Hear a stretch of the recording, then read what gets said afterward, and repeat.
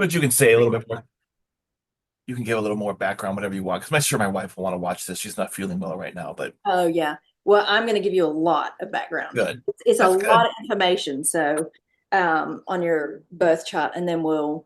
Oh, and just so you know, they're confidential. My daughter is here, but she's in her room watching a TV show. She's going to be coming in and out, but Yeah. and then you can share as much as you want because what happens a lot of times is people will, I'll talk about their placement and some of the themes that might have come up with it, and they'll be like, "Oh my God, this. Let me tell you, or I may ask you questions because a lot of times I'll see things, but I may not just straight out come out with what I'm seeing Yeah. because this you got to be careful with people's stories and stuff like that. Do you know what I mean?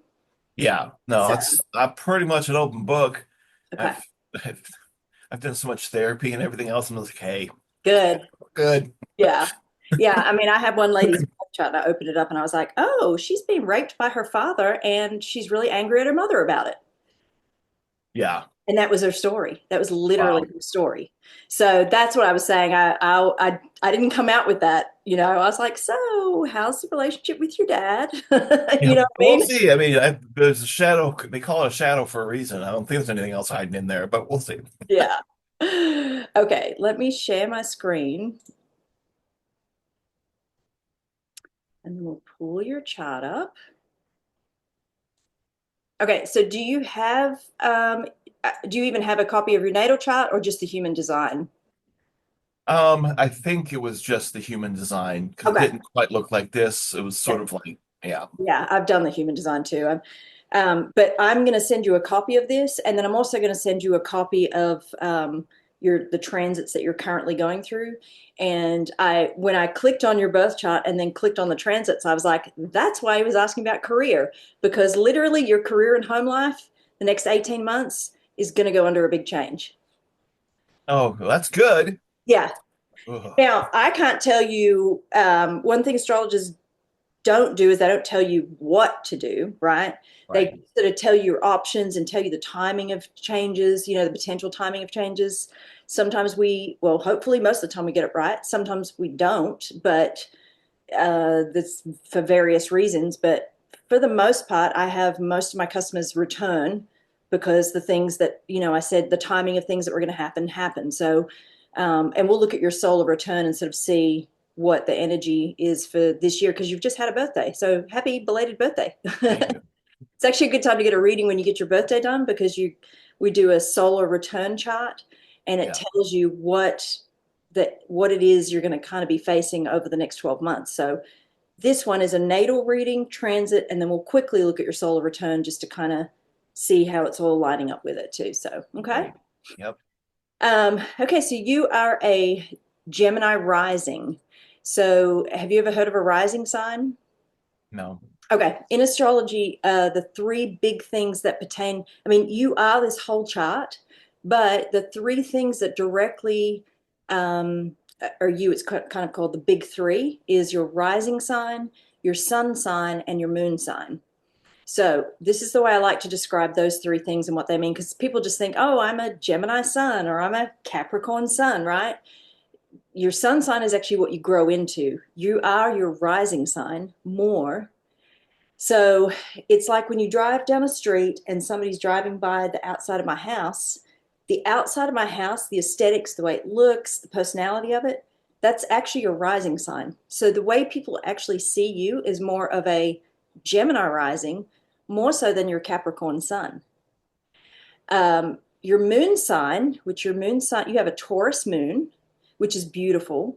Um, your moon sign is like if you step inside the house, your moon is like your bedroom. Only you and your Okay. wife go in there, maybe your kids. It's only the people that really intimately know you.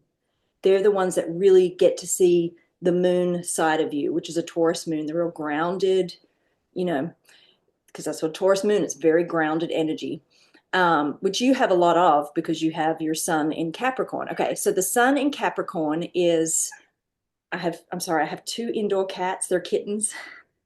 One of them likes to talk nonstop. I don't even hardly notice. You're good. And then I got two dogs as well. But anyway, um, Okay, so the sun is like the living room. The sun is what people are drawn to. It's magnetic. So the Capricorn sun part of you is what a lot of people are drawn to within you. You know, people hang out in the living room. They tend to, the family the most, right? So that's kind of like what your sun sign is. Um, so you see all these numbers around here? Yeah. That is the 12 sections that in astrology we call houses. They're just 12 sections, and each section makes up different themes and different topics. And you'll notice that every zodiac sign is assigned to a house. So you are a Gemini rising. Your personality is very much a Gemini. And then the next house number 2, is Cancer. This house here is rules our self-worth, and oddly enough it rules money, the money that we make in our career. And my cat's going to try it. They're kittens. I've only had them for a little while, so they're kind of messing everything up. It's the house of self-worth, the house of possessions, the house of food that we like to eat even. um, House 3 is the house of our siblings. It's the house of lower education, like elementary school, high school, that kind of thing. Um, it is your community. It is our aunts and uncles, cousins, that kind of thing. It is the original ruler of communication and how we communicate. The 4th house right here is your actual home life. So your home life with your parents growing up and how you perceived it. It's the home that you have created as well now with your family. It's also the house of the mother. Uh, it can be the house of the parents collectively as well, but I combine my astrology with both Vedic and Western astrology. The Vedic sidereal astrology, the 9th house is really the father. And I tend to see that more as accurate, the 9th house being the father more so Yeah. than just lumping both the parents into the 4th house. So So that's like my mother and my father. yes, Yeah. correct. Yep. Yeah. The 5th house right here is the house of children.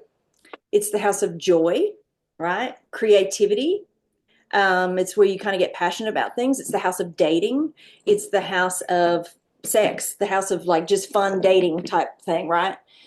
But really big on creativity and children. That's really huge in this house. The 6th house is the house of our service to other people. It's linked to our career. So the career houses are her house 2, 6, and 10.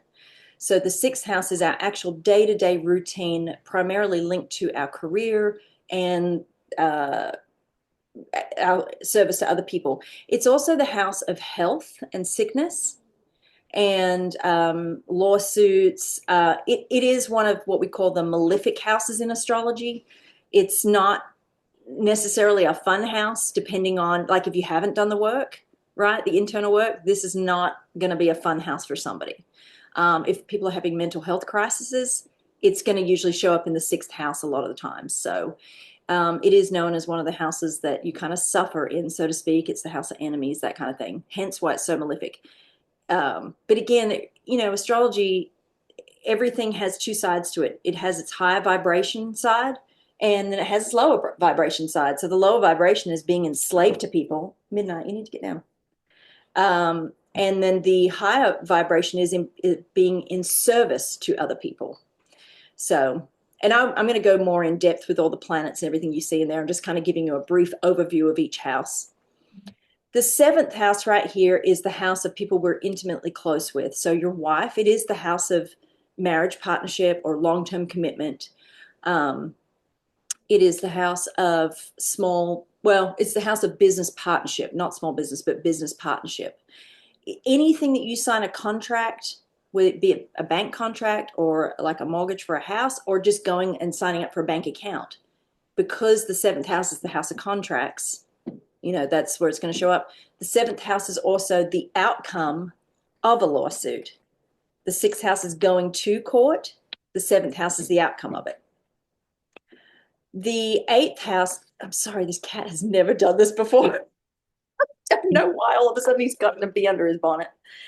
Okay, the 8th house, which is where your sun is hitting, which is This is going to be interesting. I'm looking forward to talking to you about this.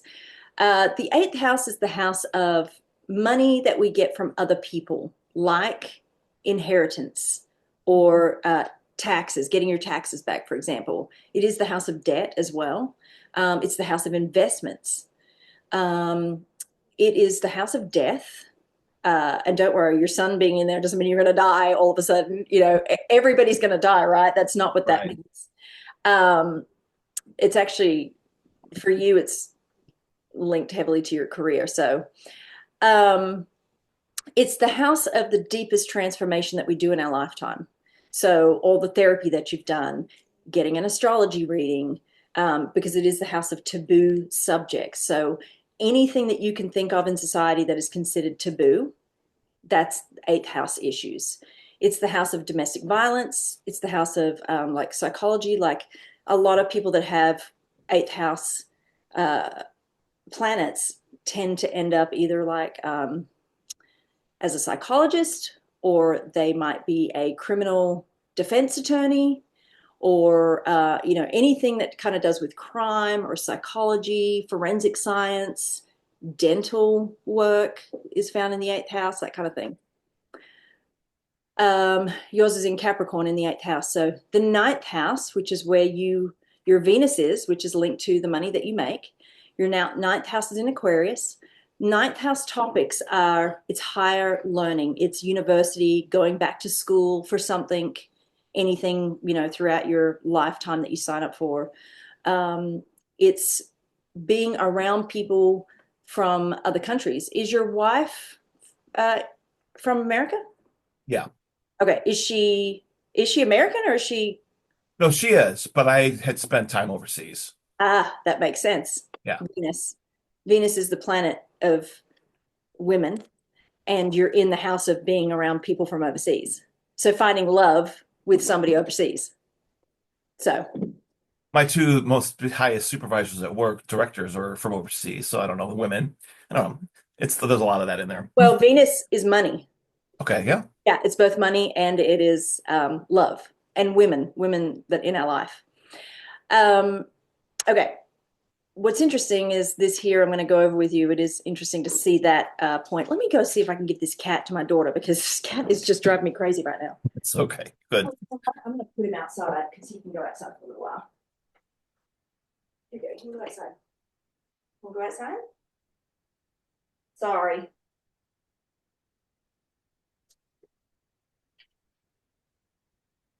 You go outside?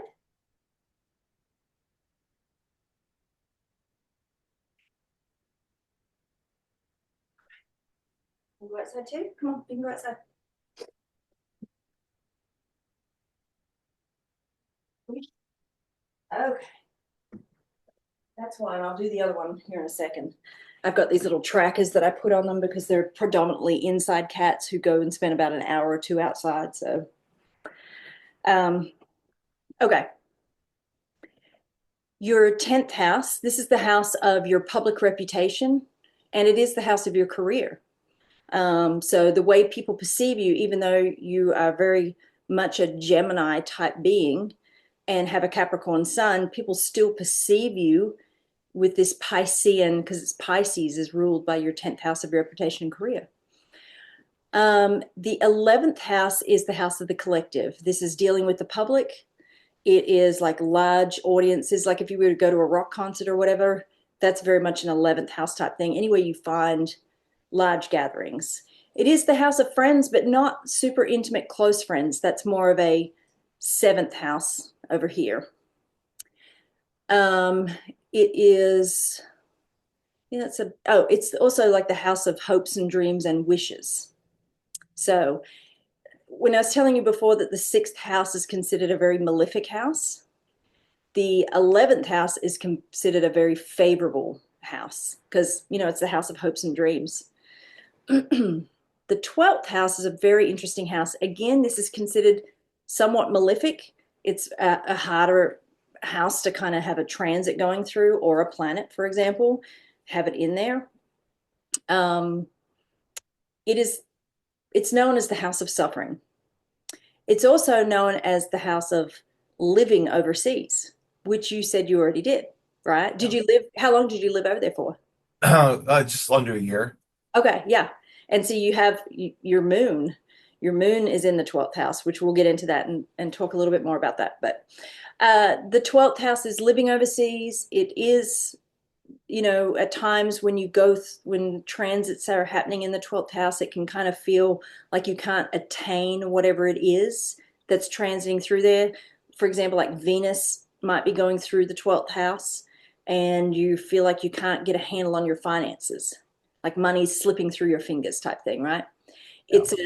It's the deepest spiritual house. The 8th house is the deepest transformational house.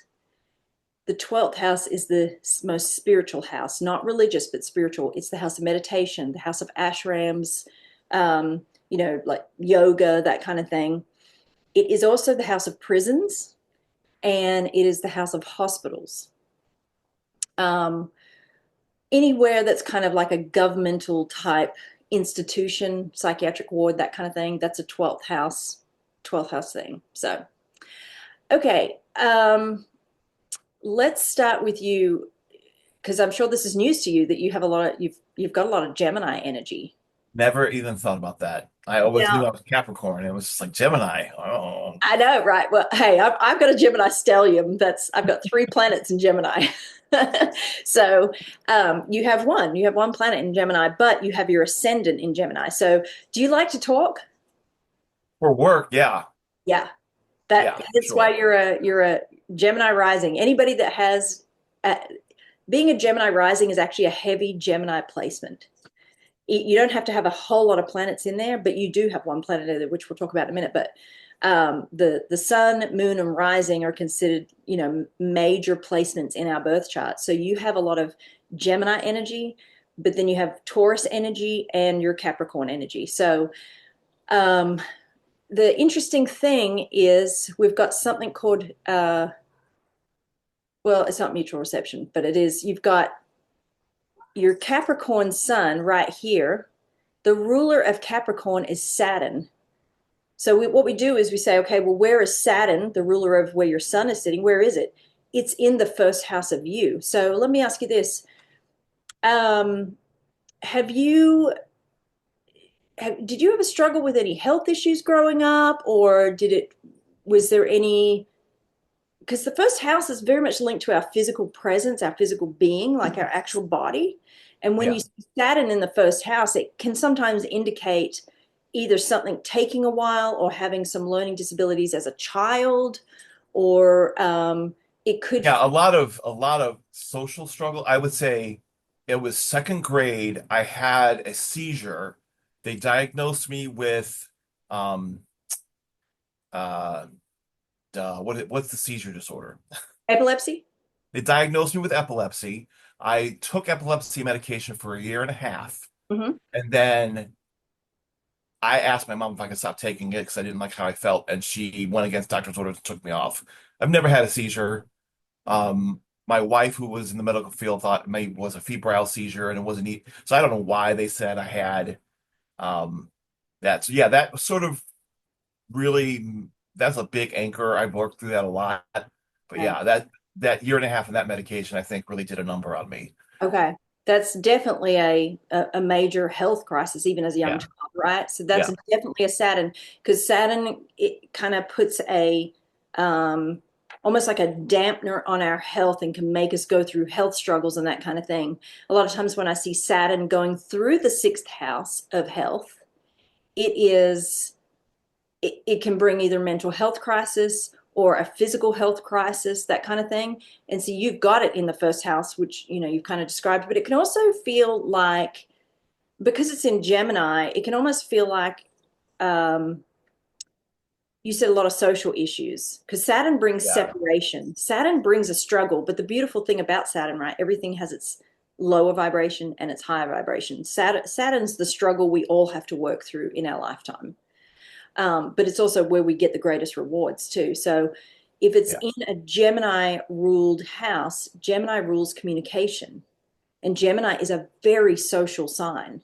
So then when you put Saturn, the dampener, in there, it can, feel like all those energies are kind of being squashed, which in this case, it could be a separation from social interaction, that it wasn't as easy, you know? Yeah. Oh Um, yeah. so, the first house very much dictates our physical appearance. Um, I, People that have Gemini placements, maybe not with you, but we'll see, um, tend to have ADHD, ADD, any of those kind of neurodivergent type issues. Does that resonate? Okay, yeah. I hate to say it, but No, it's it's because something. it's because you're a Gemini and you've got Saturn in there. And yeah, it's only in the last even 6 months I've begun to really start to understand that there's probably a lot more of that than I realized. So Yeah. Okay, this one's wanting to go out now too. Come here, Charlie. Come here. You want to go outside? Yeah, I got diagnosed with ADHD at the age of 42. Come here. And I have a Gemini Sun, Moon, and Mercury. So three really heavy Gemini placements. And yeah, when I got that, it just made sense. Even my daughter was like, well, that makes a lot of sense. I was like, you little shit. yeah, Okay, let me let this one out and then we'll have some peace. Come on.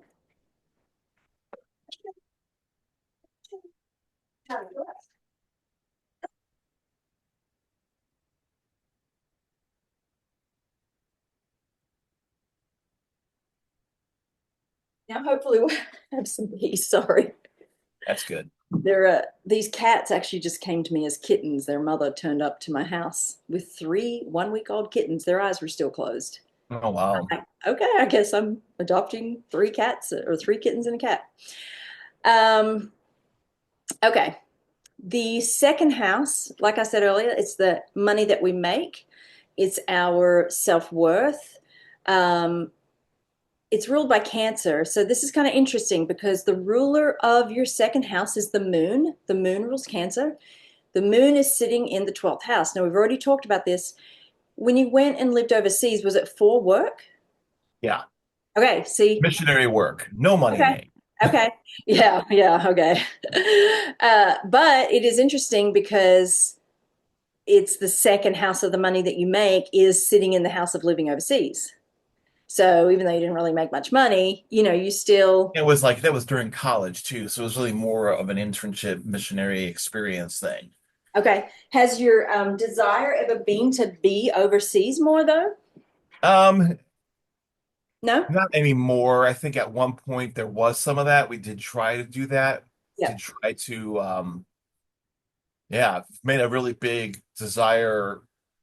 Yeah, it was sort of never really went anywhere, but to like live in Dubai and transition to coaching and training on corporations, Yeah. and it just never happened.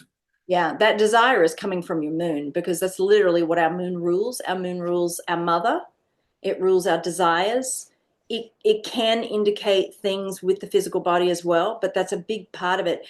The interesting part is oftentimes when I see planets in the 12th house, this is the area where actually you said it yourself, it never really happened. Remember when I Yeah, said earlier on, the 12th house is kind of slippery? It feels like things are slipping through our fingers, like we can't attain them, can't get a hold of them. yeah. And that's your desire to live overseas. That's very moon in the 12th house. You just couldn't quite, get it, especially because it's Taurus is your 12th house sign.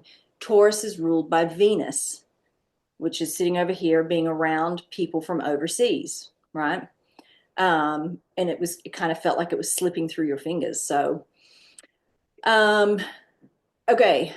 It You also makes sense. Just I'm not sure when's the right time to pipe in to say things, pipe but in as much as you want. well, the so I work in a nonprofit Alzheimer's Association, but it's always been the thing that draws me the most about my work.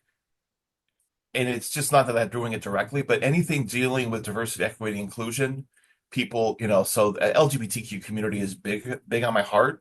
Yeah. I have a couple family members, in that community, but then also just anything like with minorities and what they're going through and how to. So it makes sense that that's like very important to me. I'm going to show you why that's important to you because Okay, good. that's not even that.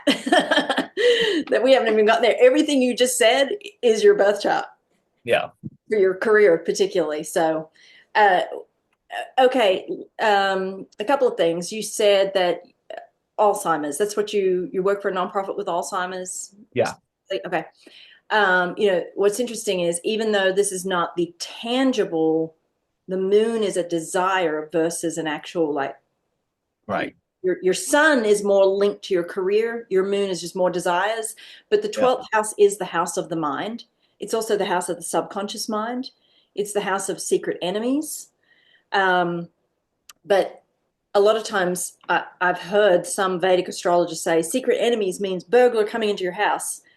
That's pretty rare. It's not like most of the planet has burglars coming into the house. You know who right. our biggest enemy is? Ourselves. We self-sabotage. We are our own secret enemy. Yeah, Shadow work, not dealing with the shadows, not even being conscious that we have issues to walk through. That's right. very much uh, a 12th house kind of placement. Okay, moon in the 12th house being your mother. How's your relationship with your mom? Oh, it sucks. Yeah, that's because your moon's in the 12th house.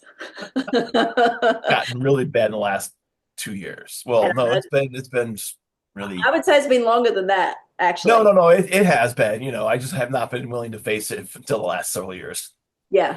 And I'm going to tell you, I'm actually going to show you because as soon as I saw that moon, I was like, ooh, he's been through it just in the last few years with his mom because I know what the transits have been doing. Yeah, And that moon got hit a few years ago. So I'm sure it, you know, kind of triggered some things. So, moon in the 12th house, different themes depending on the layout of your chart. Like if you were a Leo rising, I would definitely say, oh, your mom has manipulated you. She's keeping secrets from you. You may have experienced that as well. I just know that a lot of the Leo risings, because of the placement of their charts and stuff like that, that they definitely, if they've got a moon in the 12th house. So, um, a big part of moon in the 12th house is not being felt or heard by our mother or even being seen by our mother. Feeling yeah, like you can't attain the relationship with her like you were supposed to. yeah, yeah. That's about right. Yeah. That's very, it's that slippery. And the thing is, the sad part about it is when it's in Venus, I mean, when it's in Taurus, Venus ruled, it's actually a really beautiful placement. So the relationship, had your mom done the work, you guys would actually have a really strong, healthy relationship because Yeah, that's the upside of when the moon is in Taurus, it's exalted. That is a beautiful placement to have. It's just a shame that it's in the 12th house because it means that this is the one person you've really suffered with. yeah. Um, I would say you've probably suffered a little bit with your dad too, but we'll get there when we when we get to the sun in a minute. We're just starting with the moon. Um, okay, the thing, especially with your moon and your mom, is because the moon sitting in the 12th house is the ruler of Cancer in the second house of self worth. This is really an area that if you haven't already done the work, addressing how deeply that tie to your self worth is with your mom, that's something to really be addressed. So, No, no, I have done massive excavating work on self-worth okay, stuff. okay, But what you just said sort of like opens a new door yeah, already. it's Makes sense. really triggered. It's really linked to your mother, whether you realize that or not. Makes sense. Yeah. Um, I can see, by the way, that you are drawn towards really transforming yourself because of where your sun is sitting. That's Yeah, very much really wanting to dig deep to get to, but at times it feels like it's just slippery because of this moon yeah, in the 12th house. Like, why can I not attain it? Why is it? I, whenever this is something that I routinely tell people with 12th house placements, one of the best things that you can do because you're considered a 12th houser. Welcome to the 12th house club. It's really painful. um, I know because I got two planets in there, and boy, it has been the wreckage of my life. Um, the best thing that a 12th houser can do is learn how to meditate. And I don't just mean, there's no offense to this gentleman, Deepak Chopra, and what he's put out, but I'm talking about the person that I recommend. I don't recommend not necessarily the community per se, because it's like any church community. They tend to idolize the guru, right? But Right. have you ever heard of Joe Dispenza? Oh yeah. Okay. I've already, I'm not paid to go to his things, but I've already done a lot, took some of his things and have used that. And I do meditation and some of the breathing, and I've sort of pulled from him a lot. I've Yeah. started to do better on meditation, but I don't do it regularly. But I can Well, put myself in that position. I can put myself in that state pretty quickly. I like the reason I recommend his. I'm sure there's others out there like him. I've tried a few different ones. I resonated more with his because he really does, he's wanting to move you to get into the mystical Yeah. and really address your 12th house issues. I'm telling you, your 12th house issues that are linked to your mother and linked to your self worth are, if you can start making a daily practice, even if you start out 20 minutes, but be really diligent every single day, try get to an hour, right?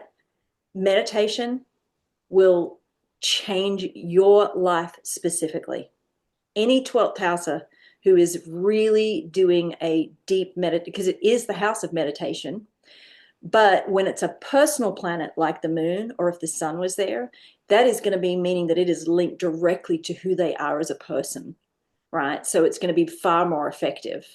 Other planets, it can be effective. Mercury is the way that we think and speak, but especially when it's moon and sun, because they're the two that really tend to have the most trouble throughout this lifetime. So as best as you can move towards a meditation practice, I think you're really going to see a lot of things shift, but make it a real routine meditation practice. So, um, okay. The third house is the house of siblings. Do you have any siblings?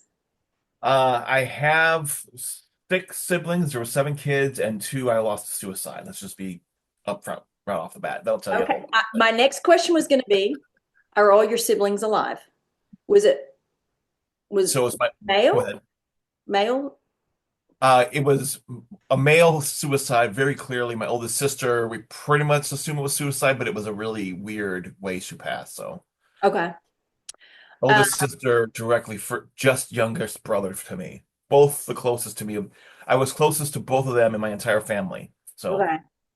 So the ruler of your siblings is Leo, which rules the sun, is sitting in the house of death. Yeah. and tell me how my relationship is with the rest of my siblings. It's Yeah. just almost not even there at all. Well, because the eighth house, like the sixth house and the 12th house, these are the house that we suffer. There's three malefic houses. There's three houses that are kind of, they're neither here nor there, so to speak. And then there's three like really amazing houses. So the malefic houses are 6, 8, and 12. These are the houses that we suffer the most in. The um, well, let's just start there because you said your siblings ask you how they are. When you've got the sun sitting in the eighth house, the house, it's the house of, like I said earlier, domestic violence. It's the house of manipulation. It's the house of power and control struggles. Its original ruler is Pluto and Mars because Scorpio, in the original zodiac, Scorpio is the eighth house. Scorpionic energy is power, control, manipulation. It rules the underworld. It rules the deepest transformation. So there is the potential for that to change with the siblings. Now, of course, you can't make it your siblings change, it's up to them, but the potential is there to change. Um, it's the house of, like, a lot of times when I see, not all the time, but a lot of times I see Venus in there in the eighth house, women have been raped. It's just really, it rules all the darkest, hardest things that somebody can really face in their life. And it's really linked to your siblings, unfortunately. And you have this little guy down here. This is called the South Node, and the opposite up here is the North Node. So the South Node is a few different things. Um, it does represent an area of loss. If you believe in karma or karmic past lives and that kind of stuff, they say, and I don't tell anybody what to believe. I just tell them this is the information. Do with it whatever you want. The Right. South Node is also what you did really well in past lives.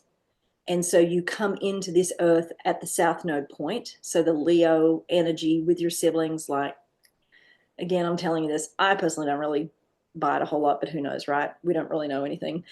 Um, it can be that you might have had like a really good relationship with your siblings, but you didn't have a great relationship with your dad in a past life. So now it's telling you, all right, this is, you've already mastered all of that energy back there. So you don't need to anymore.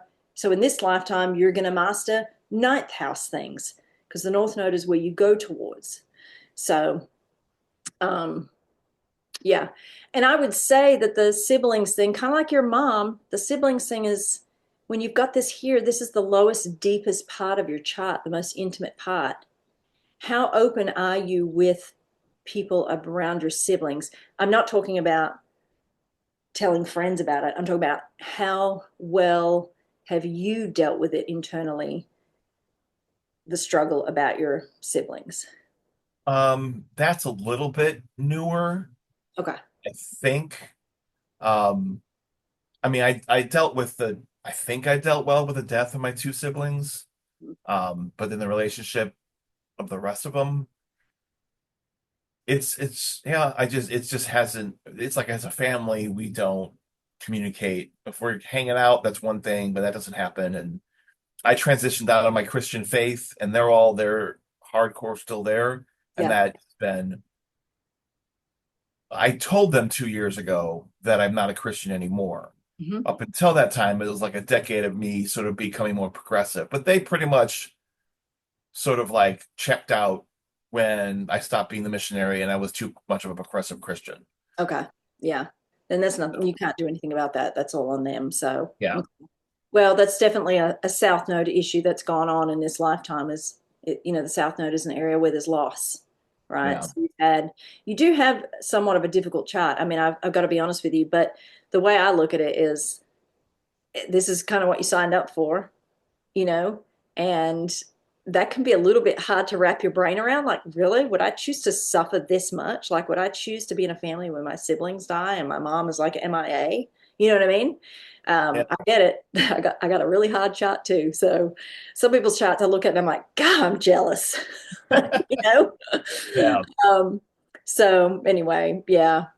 Yeah, I think when I see the IC here, it's a few different things. This is also the house of communication, education, that kind of thing.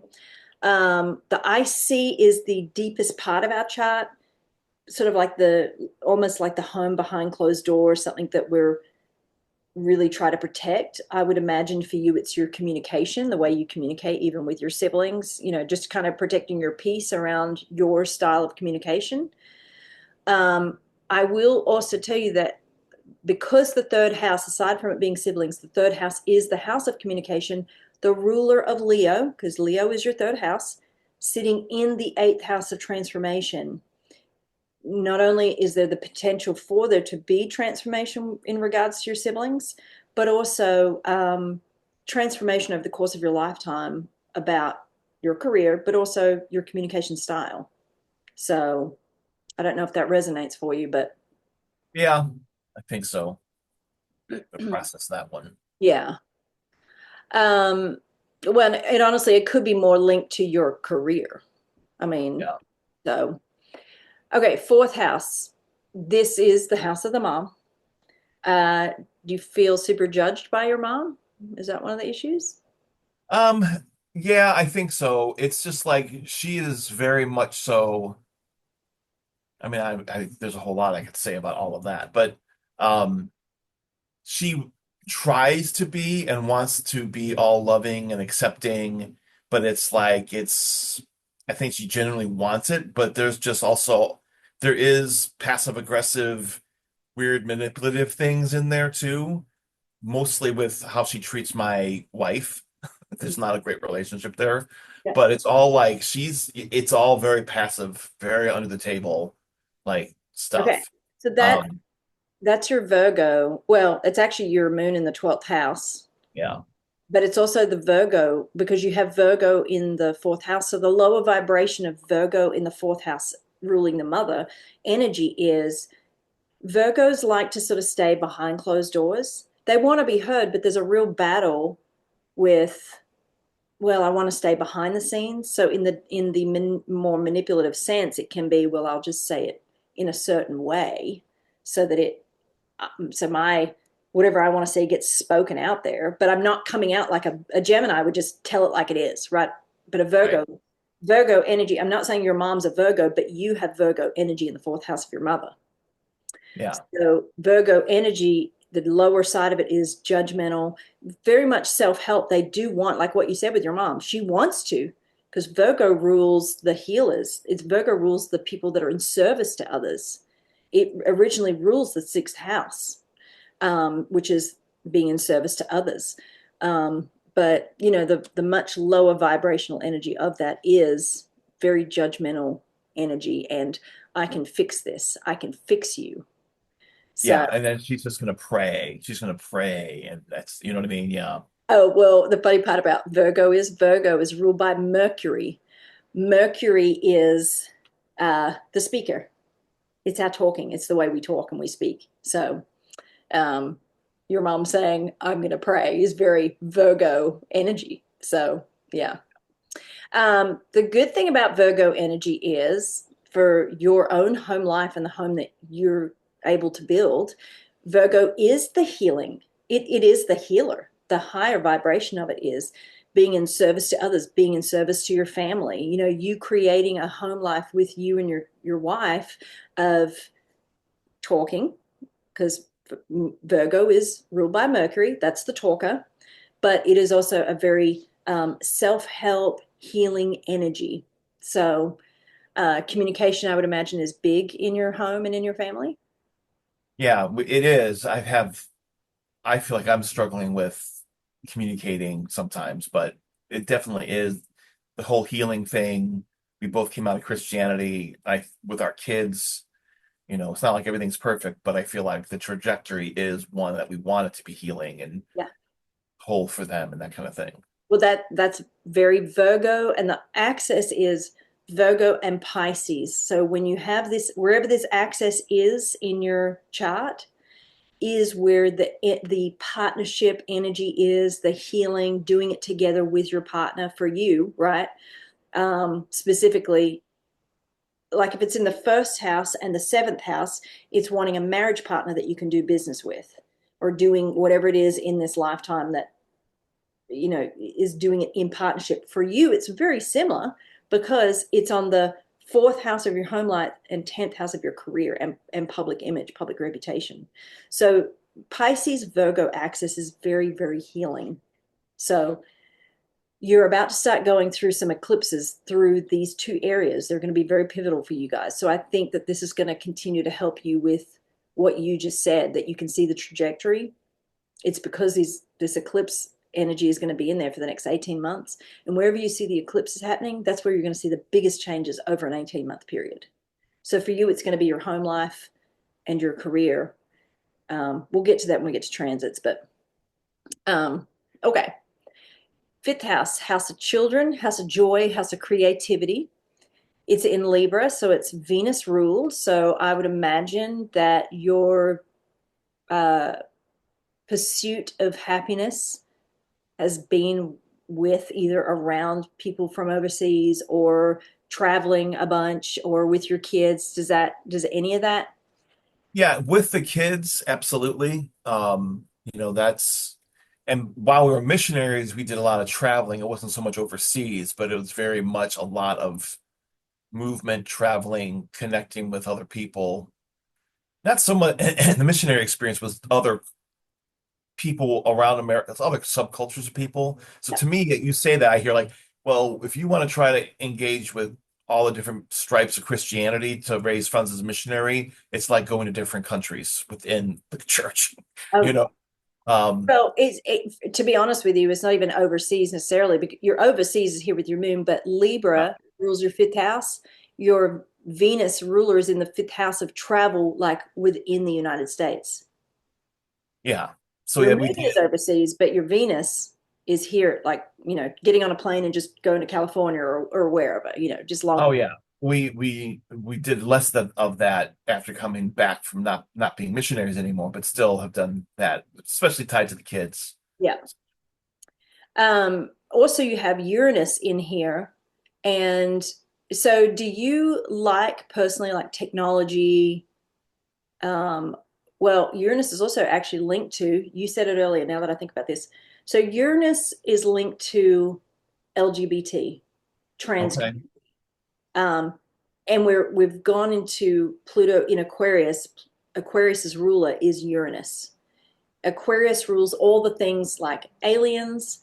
This why all the alien stuff's coming up because Pluto's just gone into Aquarius. It's been going back and forth over the past 2 years. And what have we seen more over the last 2 years on television? All Oh this yeah. alien stuff come up, right?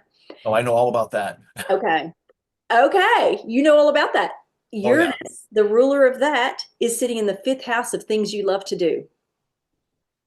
The fifth house is your hobbies, things that you become obsessed about that you just love, creativity, joy, children, that kind of stuff. So you've got all this Aquarian energy pulled down into the fifth house of the things that you love to do. You love alien stuff. I actually love all that stuff too. So I keep an eye on it and listen to all the different podcasts, and astrology even shows the patterns of these visitations as well. So Yeah. um, and, with Pluto in here as well, Pluto can show a few different things. It means over the course of your lifetime, especially because its degree is low, whenever there's a low degree planet, it means that over the course of your lifetime, this is an area you're going to mature in. If it's at a higher degree, it's like you don't have to do as much work around that particular topic. So this is transforming this area over the course of your lifetime. So fifth house, like I said, it rules the things that you love to do, your hobbies, your creativity, that kind of thing. It can mean that there might be some power struggles with your children. But again, that doesn't mean there is going to, because all of this is linked to how you show up, right? So Yeah. even if there was some power struggles in the future, it doesn't have to be as bad. You know, all the lessons we learn in our lifetime all come through relationships, right? Yeah. So for you, if in the future there is any power struggle, you got to remember, okay, this was in my natal chart, the possibility. So how am I going to show up so that there isn't this struggle on my end? I'm not saying there's going to be though, okay? That's just the Oh, potential. no. Oh, there is. We have Oh, three very strong, powerful kids. And there so you it's go. very interesting how to we, and they all have different neurodivergent type of things going on that we're just becoming aware of the last less than a year. So, That's um, Uranus in your fifth house. yeah.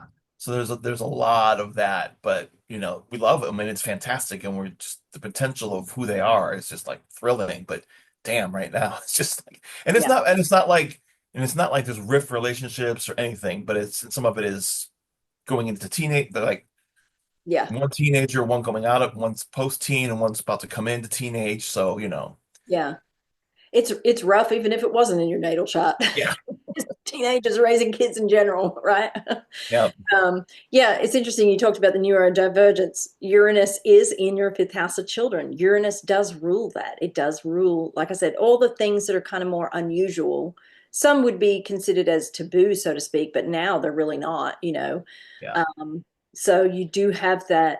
Do you suspect that any of your kids may be LGBTQ or trans or anything like that? Or is it? Not that. No, I don't. That's not something that we see. I don't think at this point at all. Yeah, Um, but it's just been.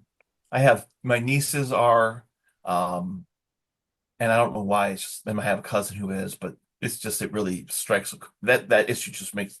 I don't know why it is, but anyway. yeah. Well, for you personally, it's definitely embedded into the chart of your children, but you've also got this little guy right here. This is called the lot of fortune. This is an area where you are fortunate. So that's something good to hold on to. Wherever you find that is, it also means it's an area for you to tap into more because you'll find more fortune.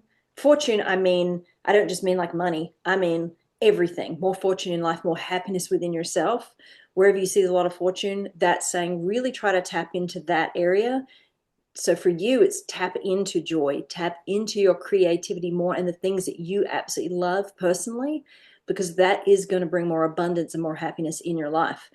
and and fortunate with your kids.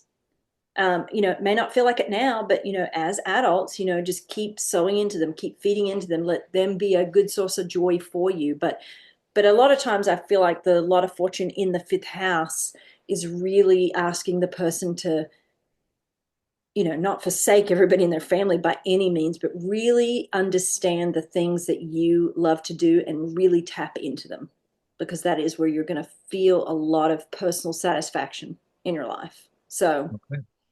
um, and it sounds like you do a little bit just because the alien things, you're like, oh my God, yeah, I know a lot about this. I mean, you're really, caught on But fire. I don't spend a whole lot of time in it, but it's just what I do know. It's just like, yeah, that's good. Yeah. So, well, more of that.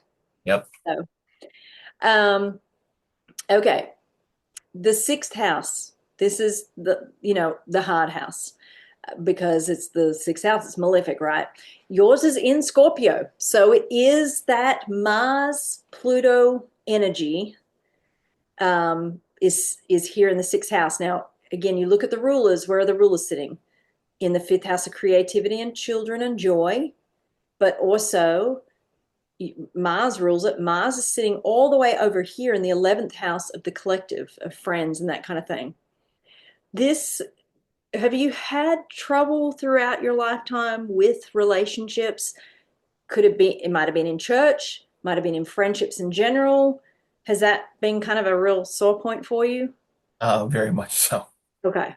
I Two have a reasons. good, I have a few good friends who are not really around me right now. I know them virtually, but yeah, yeah. Anyway, continue. It's not, yeah, no, it's not just because of Mars, but you have this little green guy here too. These two here together can be a real painful combination where if they're sitting together anywhere in the chart, that's where you're going to see quite a bit of pain, some struggle, that kind of thing. Um, Mars being the co-ruler of Scorpio, which rules your sixth house of enemies, power struggles, even in day-to-day conflict, even potentially with your job, associates, or if you've ever had employees, it can be a struggle for you, particularly because of the way your chart is built. But then you've got Chiron. Chiron's an asteroid, it's not a planet. But the mythology behind Chiron is that he was really betrayed and really wounded. He was a what do you call them? I'm drawing a blank now. I was just talking about it the other day. Half horse, half man, centaur. And the gods, some of the gods didn't want him to even be alive. They wanted to kill him, but one of the other gods took mercy on him, but he's had the wound for the rest of his life, but he ended up helping others. So that's why it's called Chiron, the wounded healer. Now, we the point of Chiron is by the time you are 50, Chiron comes back around to the same place as your natal chart. It's asking you, have you learned the lessons of this wounded area? Um, and it can actually be really profitable for wherever it is sitting for you then to heal the wounds of others in that area. So even though it's been painful for you personally, once you do the work, this is actually an area that you can have a lot of healing powers towards, for you particularly towards the collective. And it sounds like your heart, you've got this soft heart for a community of people that has been blacklisted, that gets treated like shit constantly, right? Even though it has become more acceptable, the LGBT community and the trans community, there's still a lot of deep wounding there in the public. And you've got the wounded healer in order to help heal the public's perception of those topics. So, um, and in general, just and passionate about it. The upside of Mars is passion. Mars is where we set our boundaries. Mars is anger. Anger, people have, said that anger is bad, especially in the church. Don't let the sun go down in your anger.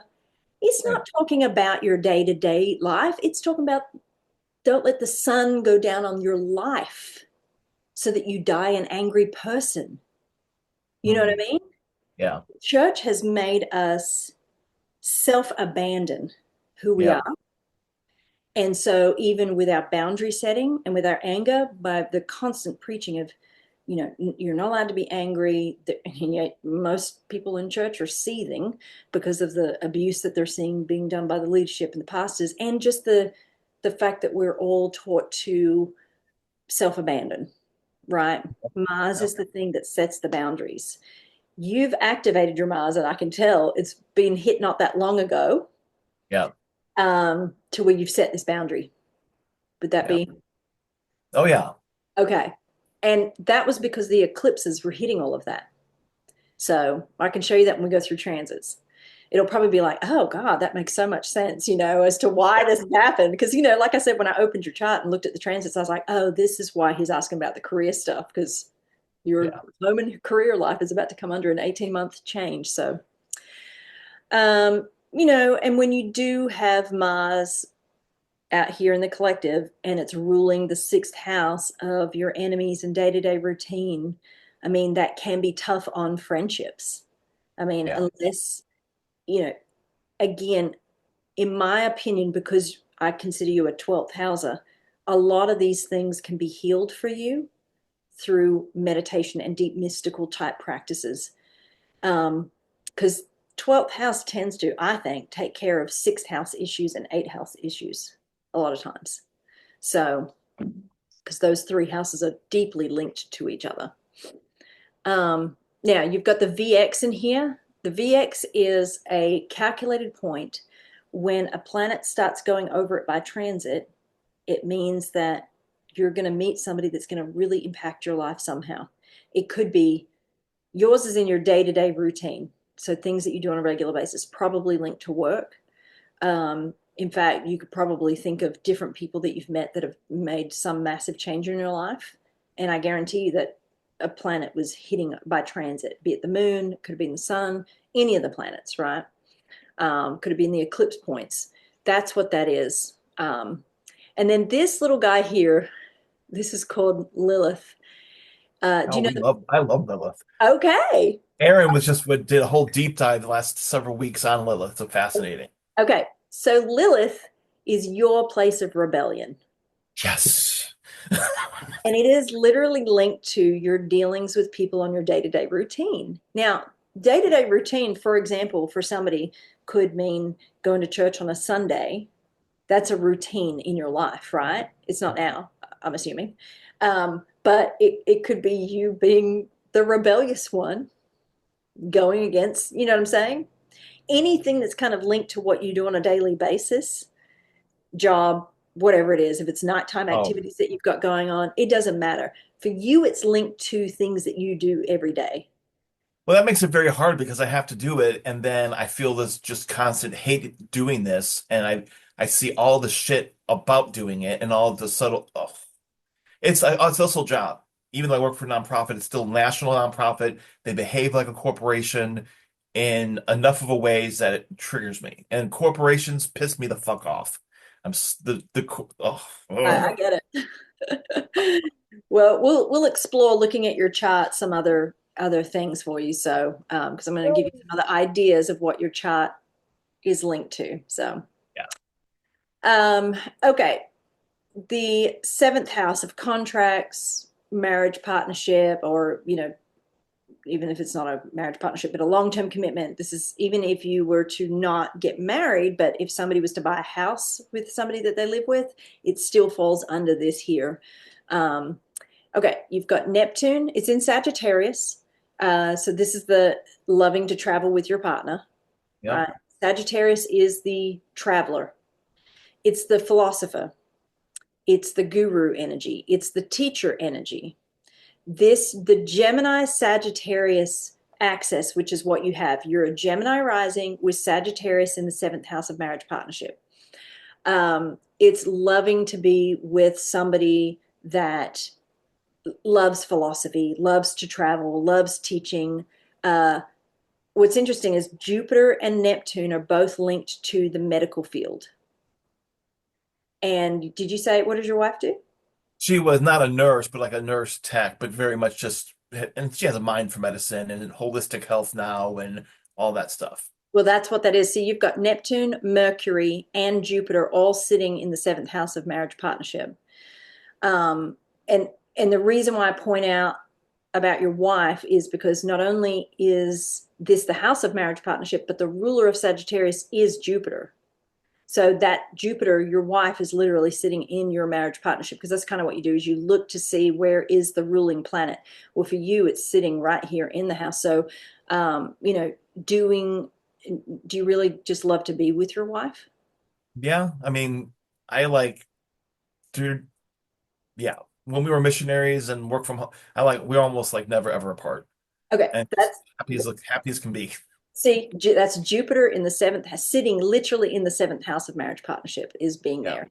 And loving to talk with her, I would imagine, and talk around philosophy and the things that you love in general, because your Mercury is sitting in here too. So the Mercury is how we think and speak, but our Jupiter is our intelligence.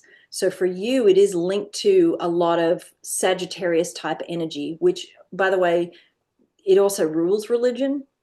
Um, so, and that's how you guys met, was through missionary or yeah, it was. I mean, that was a very focal point of it all. Yep. okay. And Sagittarius is the original ruler of the ninth house. The ninth house is the one that travels, loves to travel. It's the house of religion, that kind of stuff, right? So literally, you played out your chart with your wife, meeting her on a missionary trip around religion. So Yeah.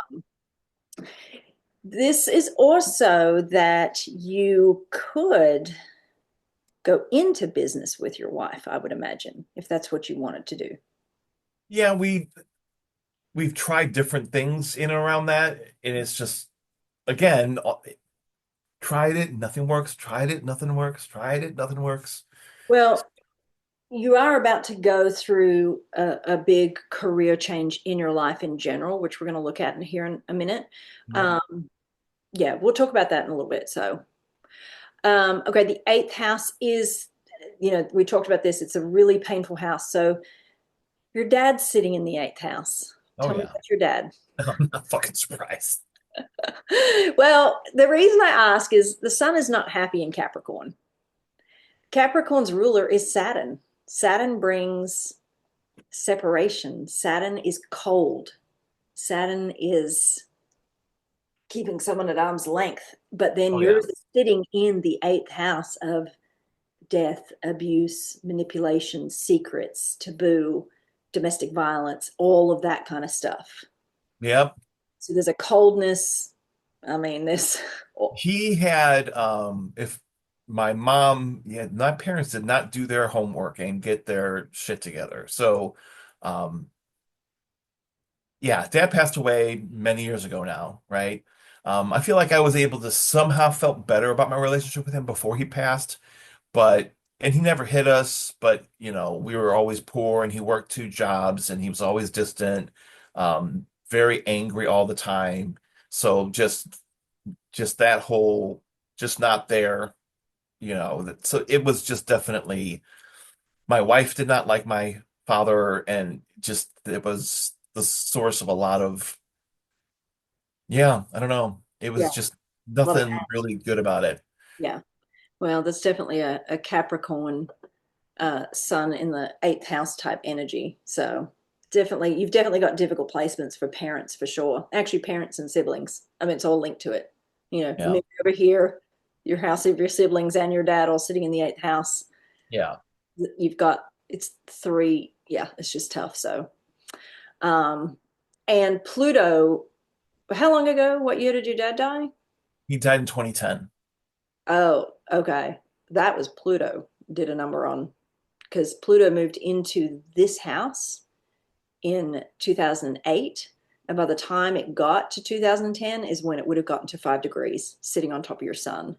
So, of course, it's not just one planet that Yeah. does it. Right. It's Right. Pluto, the slower moving one, but your eclipses were probably traveling through, you know, we could literally look at the time that your dad died and be like, oh, that's why, that's why, that's why.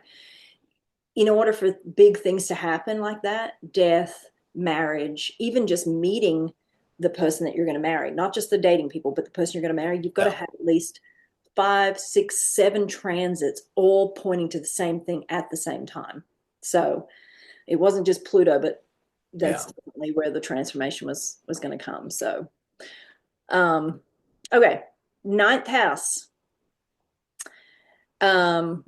I want to jump ahead to the transits already because I can see, what's coming. So, but I'm not going to. Okay. Ninth house. This is the house of education, teaching. Um, it's writing books. It is the house of traveling, right? Um, it's the house of lawyers.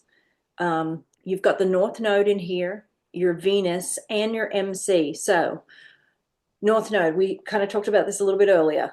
Your North Node's going towards higher education, it's going towards teaching, it's going towards, it's played out in your life towards religion, right? Right. But you're stepping away from that, which is a good thing. And that has also been triggered by Pluto's more current transit. So, um, your Venus in here is love. We already talked about that. You met your wife while on the mission trip traveling. Um, and just, but Venus is money. It's the money that we make. It's telling you that your money is to be made around ninth house topics. That also is Aquarian towards the collective. Aquarius, remember, the ruler of Aquarius it's actually got two rulers. It has Uranus and it has Saturn. So remember, we talked about Uranus's Hmm. topics around anything that is unusual and different. So, aliens, space technology, flight, any type of technology type stuff as well. It's also trans community, LGBTQ community. I mean, it's all of those things that are kind of considered maybe quirky or different because that's what Uranus and Aquarius is. But Aquarius also rules the collective. It's doing anything that's going to move the collective forward because that's Aquarius energy. You know the song The Age of Aquarius? I guess that was out in the 60s. Yeah. Yeah, I don't know the song, but yeah, I know it. yeah. Aquarius is just literally collective. So, and it's you're about to get hit big time in this. It's going to change your career and your trajectory. So, um, I don't know how you feel about teaching. Oh, I would love to do more of it. That's when I transitioned out of the mission field. I wanted to do that. I got trained in NLP and neurosemantics, which is all brain communication, Oh, that's all coaching Uranus. stuff. You just Yes, didn't I have the know. timing. It was all the wrong timing. This is where you're headed. Well, good, because I was trying to make it happen. It wasn't happening. It wasn't happening. It wasn't happening. I'm like, is this just a waste of my time? Why in the world did I even learn No, that's stuff? what it was all a timing issue. Literally everything you just said is Uranus. Yeah. I can see it in you that that's what you love. You lit up just then when you were telling me all about it. Well, it's about to change. It was all just a timing issue. So, um, okay, 10th house uh, is in Pisces. So, this is interesting. Piscean energy is really beautiful energy. It's a very soft energy. It's very spiritual. It's so kind. So people perceive you as kind, even though I know you've had maybe this frustration around people and the collective and friends because of over here, right? Yeah. This wounding. But at your core, when you're functioning at your highest level, people see you as a very kind, compassionate uh, person that loves humanity. Yeah. Give me 1 second. I'm sorry. Sam, Go for it. what? I don't care. Yeah, come here. Also, was Dad, he's gonna. Yes. Also, can I drink the orange poppy in the fridge? No. Okay. That's good. I can't. I can't do this right now because I have to put it down. I can't open it. Get your mom. Get your mom. Mom's in the bath. Hang on a second. Oh, yeah. I know. I don't care. Give me a second. Okay, there it is. There it is. There it is. You have your cats. I have my kids. What are we gonna do? Hey, trust me, I'm so laid back on all of that. That's My youngest is 18. She just turned 18 last weekend, so she's still wow. in bed. Yep. So, uh, um, yeah, this is where the eclipses are going to start going through, which we'll talk about in a little while. You don't have the any planets in here, but again, what you do is okay, where is the ruler of this planet? And this is another reason why I said that you should consider maybe going into business with your wife, because the ruler of your career house is sitting in the seventh house of business, contracts, and marriage and partnership. Yeah. So if you guys haven't fully tapped into that yet, that's going to really come up over the next 18 months. We've had a couple different attempts or four-ways, and it wasn't like there was a problem with us. It was, again, I mean, now probably just a timing issue, but just, you know, Yeah. yeah, Yeah, I think it truly is a timing issue. So, because all of this is about to get triggered. Actually, it's going to be more than 18 months. But anyway, I'm jumping ahead of myself. We kind of already talked about this a little bit, but the 11th house is for you is in Aries. So Aries and your ruler, Mars rules both Scorpio and it rules Aries, and it's sitting here in the 11th house. So um, the high vibration for you, because it's sitting right there where Chiron, the wounded healer, is helping heal the collective of yeah, these wounds that you're passionate about, right? yeah, The downside is that you can have very aggressive, angry friends, that you can sever relationships like that, be it good or bad. That energy is sitting there. It's a lot of hurting energy when it's sort of in its lower, but again, sometimes relationships need to be cut off like that, right? yeah, Mars rules surgery. So literal surgery, physical surgery, but also surgery for ourselves, cutting things off that we need to. So I would say for you that you really do need to protect your energy around friendships and even how you portray yourself to the public. yeah, If you feel that anger stirring in you because you do have a lot of anger, which I would imagine is probably more the injustice of what you're seeing in the collective and what you're seeing yeah, to humanity. absolutely. But because those two planets are sitting so close together, it's you've got to be careful as to how you communicate to the public, because you've got all this intense philosophy energy, because your Mercury is literally sitting in Sagittarius, the philosopher, the way you think and you speak. And your dealings with the public has Mars and Chiron there. It could come across as though trying to push on your beliefs and really trying to force people to change. But your moon is in Taurus. It's a real grounded energy. Hence why I say really try to get a strong meditation practice going. And I promise you, it's going to really help you with these sore points. So, and that will also just help you in general in dealing with the public. Yeah, So, just really calm your nervous system so that you can allow this Piscean 10th house reputation and career energy, let that come through as opposed to any anger towards people not accepting the people that you believe should be accepted. yeah, Right. yeah. So, and we've already gone over your 12th house moon. So, okay, transits. Let me show you why this is about to happen. Um, what town did you say you were in again? I'm in Peoria, Illinois. Okay, so you're still in there. I'm gonna just put Chicago because it's so close it doesn't. Oopsie. Yep. Same area I was born in, same region. Wait, did I spell Illinois right? I spelled it wrong, didn't ILINIOS. I? Okay. iOS. There we go. See, my software does this sometimes. I was trying to. That's why I was trying to do it the easy way as opposed to pulling all of this up because it can play up. Okay. Um, Here is your timing issue and career frustration.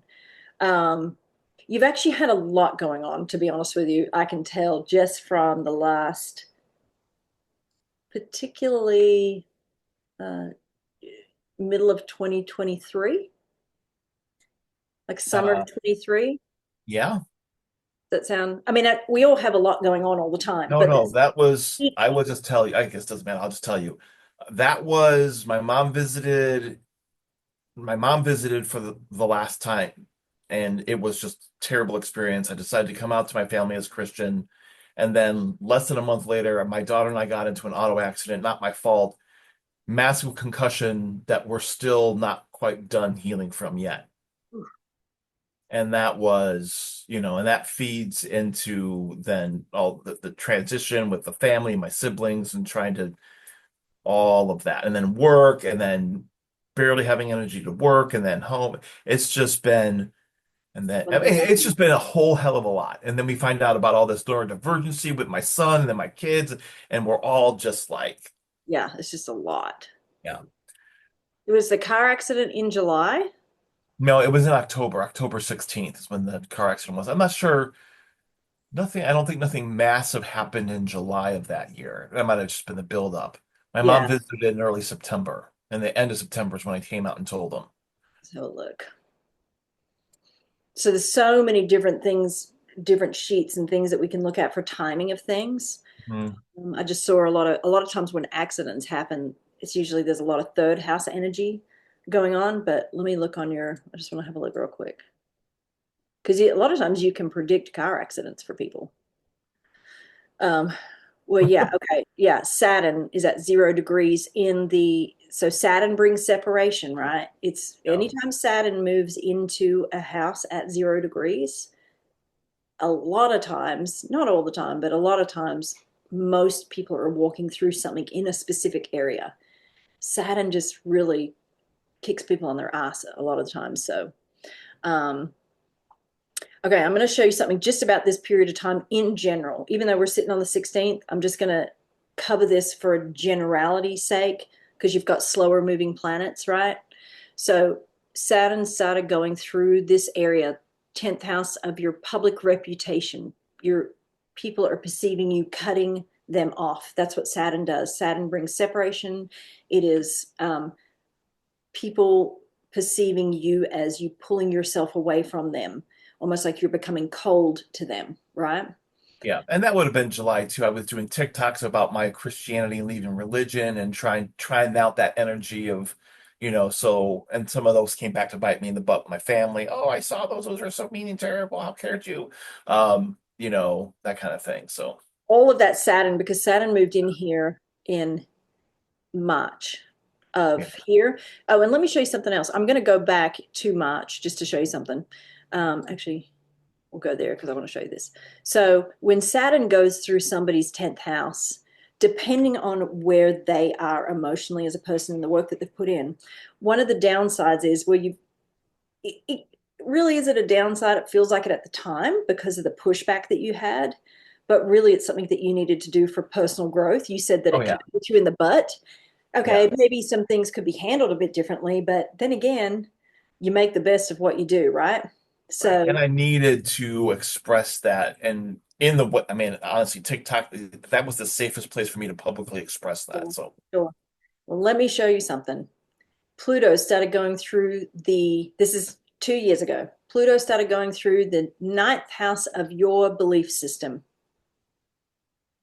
while Saturn is in the 10th house of your public reputation. So, Pluto, the transformer, is coming in, transforming your belief system, which you'd been on that journey, but right. uh, Saturn was in early stages of your public reputation, people perceiving a coldness from you, it bringing separation from your family. Pisces is a very spiritual energy. Saturn is in there with the separation of religion, right? Yeah. While Pluto is starting to do a number in the house of belief systems. Yeah. And then your Chiron is on its Chiron return with the public. You learning the lessons. It's Chiron, the wounded healer.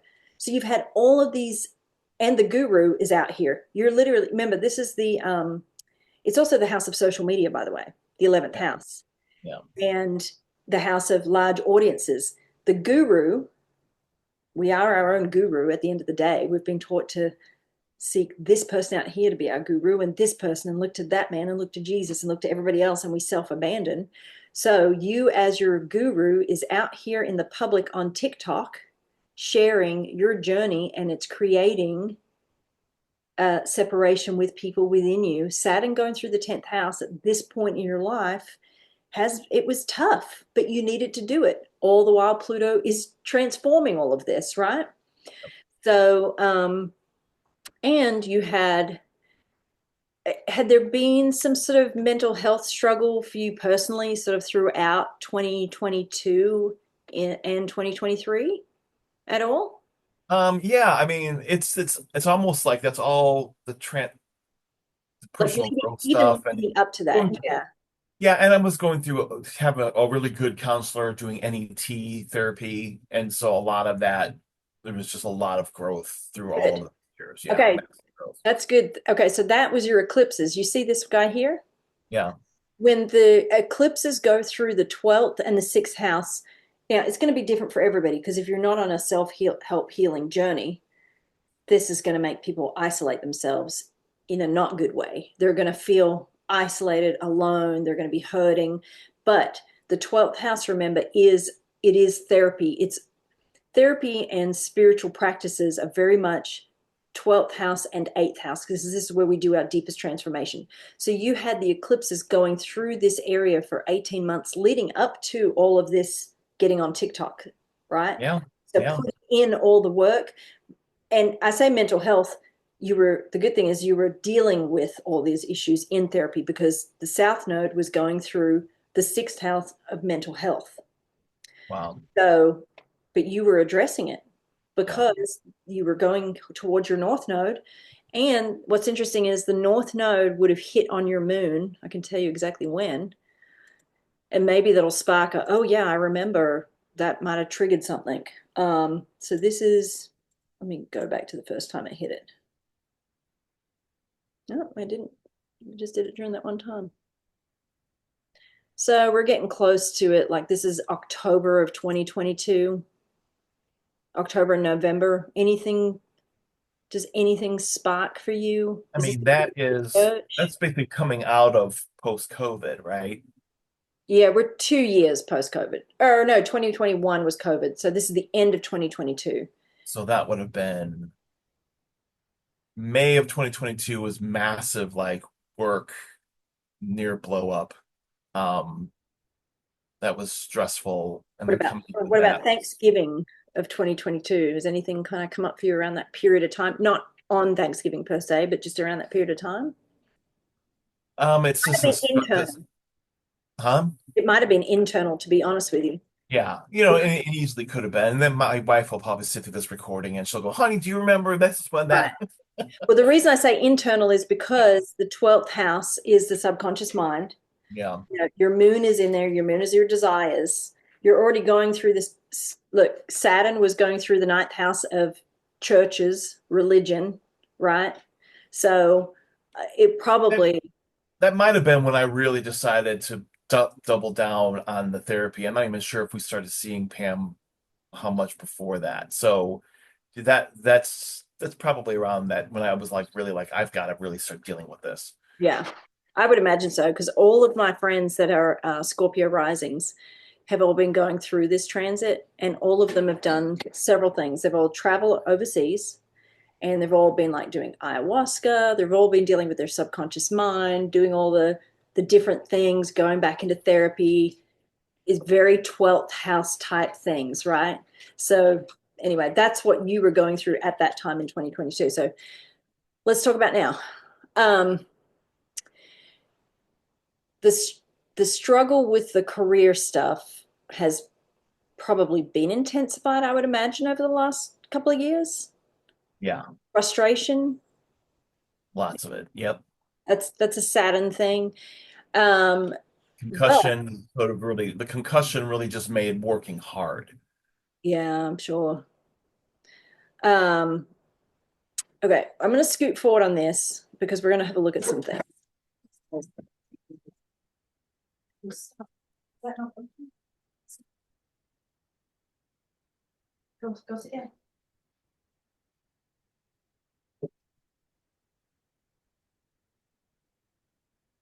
It's going to take me a second just because I want to look at a few different things so this is going to look like gibberish with what I'm about to do, okay? No, that's good. 2024, 53. Okay, you've gone into a 6th house perfection year. So Mars is going to be the ruler. So that's what we need to watch. Okay. Um, you might want to, you can either write this down or if you go back, this is going to be, I'm going to kind of give you some Dates, May 27. The end of May and all of June is going to be a pretty big month for you. This coming year. Yes. Um, Um, this is going to be around Mars type things. Mars is going to be the one that we need to watch. So let me look at something else to see if we can get a clearer picture of what's going on.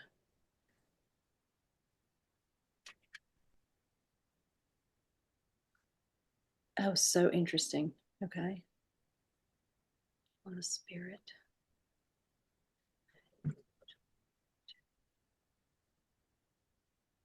June, March.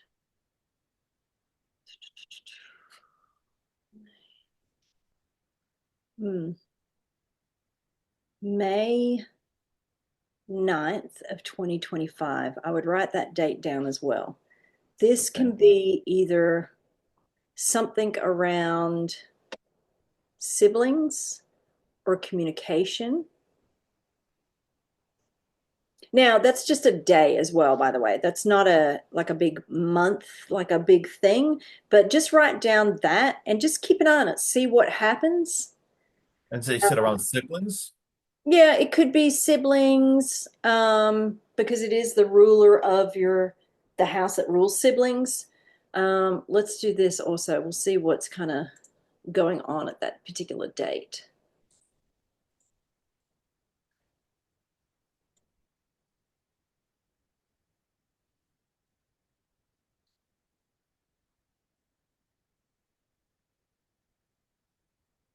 Oh, Mars will be in there. Okay.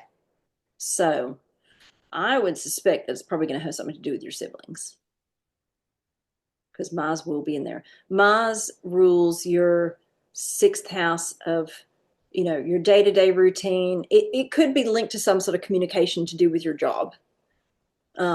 It's definitely, I will tell you this, you've gone into what we call a Mars ruled year, which is interesting because the planet itself has gone into a Mars ruled year.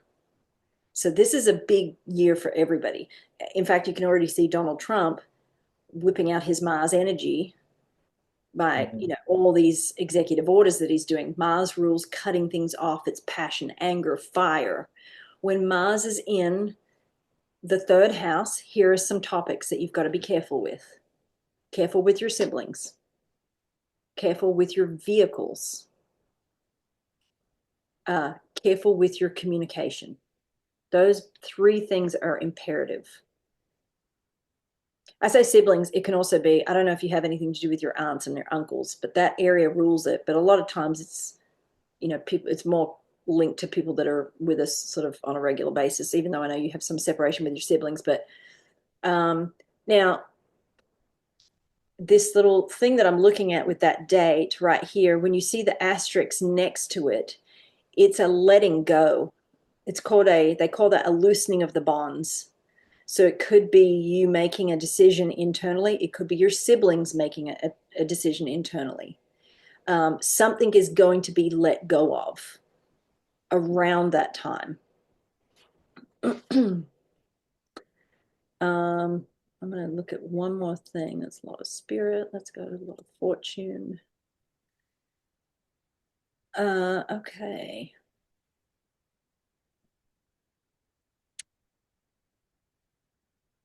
Oh, you've gone into a very fortuitous period too. This is good.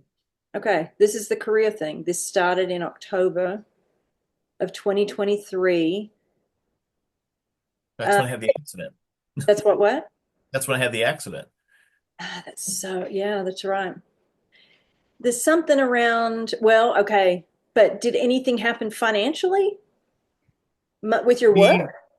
no, I mean, my wife, right around that time, a little bit later, she had a lot of inheritance from her dad when she passed away. And so he had a lot of properties and different things. And so they sold one of the big properties, got about $100,000, which basically carried us through me not being able to work so much and all that kind of thing. Okay, so that's what that was then, because this is that October 25th, the loosening of the bonds right there. And it's Yeah. in Cancer, which rules your second house of the money that you make. Yeah. So I'm assuming you were making less money. Yeah, because I had to go on medical disability Yeah. time. Yeah. Okay. That's why. See the loosening, the little asterisk there. It's a loosening or Yep. letting go of something. So you going on disability specifically, that's money related right there. Yep. Um, okay. We've got another one coming up. Let me see here real quick. Um, there's another loosening of the bonds April 5th of 2025. So that's this year. Um, that's okay. Let me say this. That's the period of time. So this is a bigger because this one lasts from April 5th until June 11th. So I would suspect that this is probably going to be very much linked to your career. Yeah, that May is going to be a very big time for you when it comes to your career. Okay. So because you're in a career period here, this October 25th in 2023, then I've got another one here that's linked to your son. That's a letting go. So it might be that you find out or that you make the decision of with your wife, hey, we're going to shift. That could be a possibility. With career, we're going to start doing something different. And it might be that you leave your job on or close to May 19th. That's the other date you need to write down. You've got some really, I don't think I've seen this many loosening of the bonds, letting go around a particular area in any reading I've ever done. All right. Yours is all career stuff. I mean, it really is linked to your career. So I, if it's not you letting go of your job, I would say that your job is going to change this year, very much so. May 19th of 2025, that's an actual day. Again, this is all energy, right? Energy is So is not, that like a definite like changing of letting go? yeah. Because that makes me a little scared.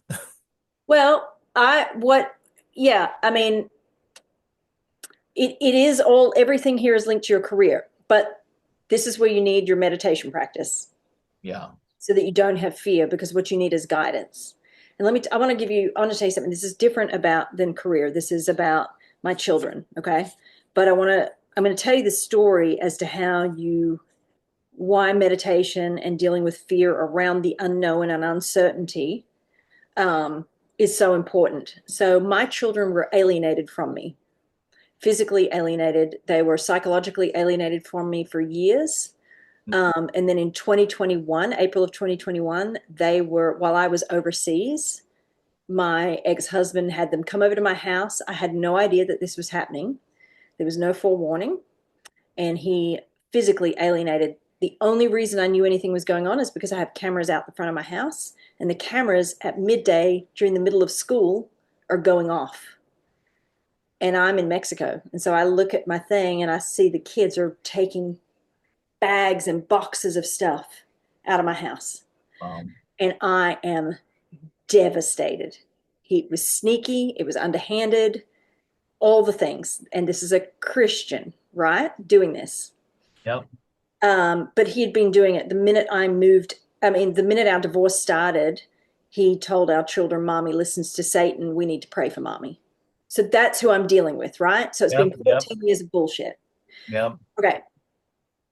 When that alienation happened, it devastated me. The grief was so bad. There's a point that I'm getting to. I ended up taking my life. 80% of alienated parents take their life. And I Wow. died at the front of my house on my street. Paramedics had already pulled me out after midnight, dragged me out into the street. 12 of my friends turned up, and I died out in front of all of them. Wow. They got me to the hospital in time, resuscitated me. Then I had to go through all the things. That was in June of 2021. I found Joe Dispenza I went through a parental alienation grief course starting December of that year. And the therapist told me, she said, you're in complex grief. I'll get you out of that if you do exactly what I say for 7 weeks. And then we can start working on, all right, a plan to get your children back, right? Anyway, I found Joe Dispenza randomly, never meditated in my life. I'm sitting on my chair over there behind me, and I'd heard the word meditation like a few months beforehand, but I was like, meditation? Are you freaking kidding me? Like, whatever. Then this YouTube video popped up on my algorithm with Bruce Lipton and Joe Dispenza. And I was sitting here by myself on the 1st of that January. I watched it. It changed my life overnight. Not Joe didn't change my life, but what he was teaching that I could do in my life. So I threw myself into figuring out how to meditate, went into somatic therapy. I'd already been in regular therapy for years, actually, just to survive the narcissist that I was married to. And I, my daughter is living back with me. That'll happen August of this year. Wow. I healed myself of suicidal ideation. I got off antidepressants. I got off of everything that they put me on from the suicide. And I had been on them for, at that point, like 7 or 8 months. Um, I got off of them 2 months after I started meditating. So it was about 8 months at that point. I bought Joe's progressive workshop online. If you don't want to, I don't. My personal belief is you don't really need to go to the conference. I've been to one. I'd already healed myself of all the things and had already started manifesting my kids back into my life. The conference didn't really do anything for me, but it was a great experience because I had already put the work in and I wasn't looking for a guru to heal me. I was doing the work, right? Now, for me to survive, I was meditating 4 hours a day Right. because if I didn't do a lot of meditation, I would slip back into depression and isolation. But then before my kids even came back into my life, slowly, I was able to start getting out more, not isolating myself more, and all this kind of stuff. My life has turned upside down completely for the better since I started all this 12th house work. My 12th house planet is my children. Yeah. My children being, in fact, I had an astrologer look at my chart back in 2022, and he said, if I am I seeing this correct? Your children have been violently taken away from you twice. I was like, yeah, twice. They did 14 years ago in our divorce. And then they did, however many months it was beforehand before I saw that astrologer. Yeah. And, and now my daughter is going through the devastation of finding out her father really is at her own doing. I've kept my mouth shut. I've done all that they told me to do. I kept my mouth shut for 14 years. I never said a bad word about him, even though I've got all the evidence of all of his abuse, right? So I say all that to say, when I started that meditation practice, the fear left me, the anxiety left me, everything. I was literally in the unknown, didn't know if this was ever going to recover, right? And here we are. Our relationship is more beautiful now than it's ever been. I mean, it's incredible. So I say that just to again encourage you to go deeper into the meditation practice to help you meditate on what is it that you and your wife want to see for your job and your work and your livelihood. I went into my meditations with the vision of recouping these relationships, and here it is. You know what I mean? But you can't do that if you're just wrecked with fear. It's really hard. Yeah. So, go into meditation trying to really change yourself and your heart.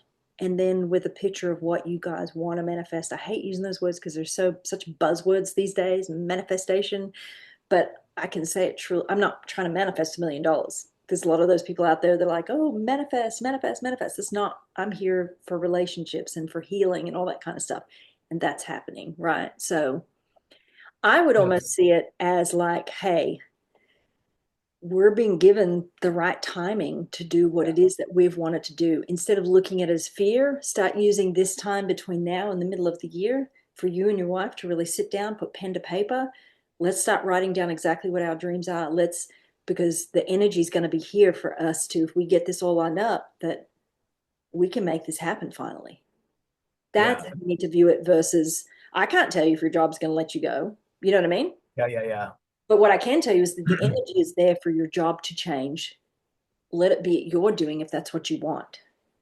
Yeah. And that makes sense. I think, I don't know, part of this too is we have a daughter, middle daughter, 16, very gift. We actively see a shaman, same shaman that Erin uses.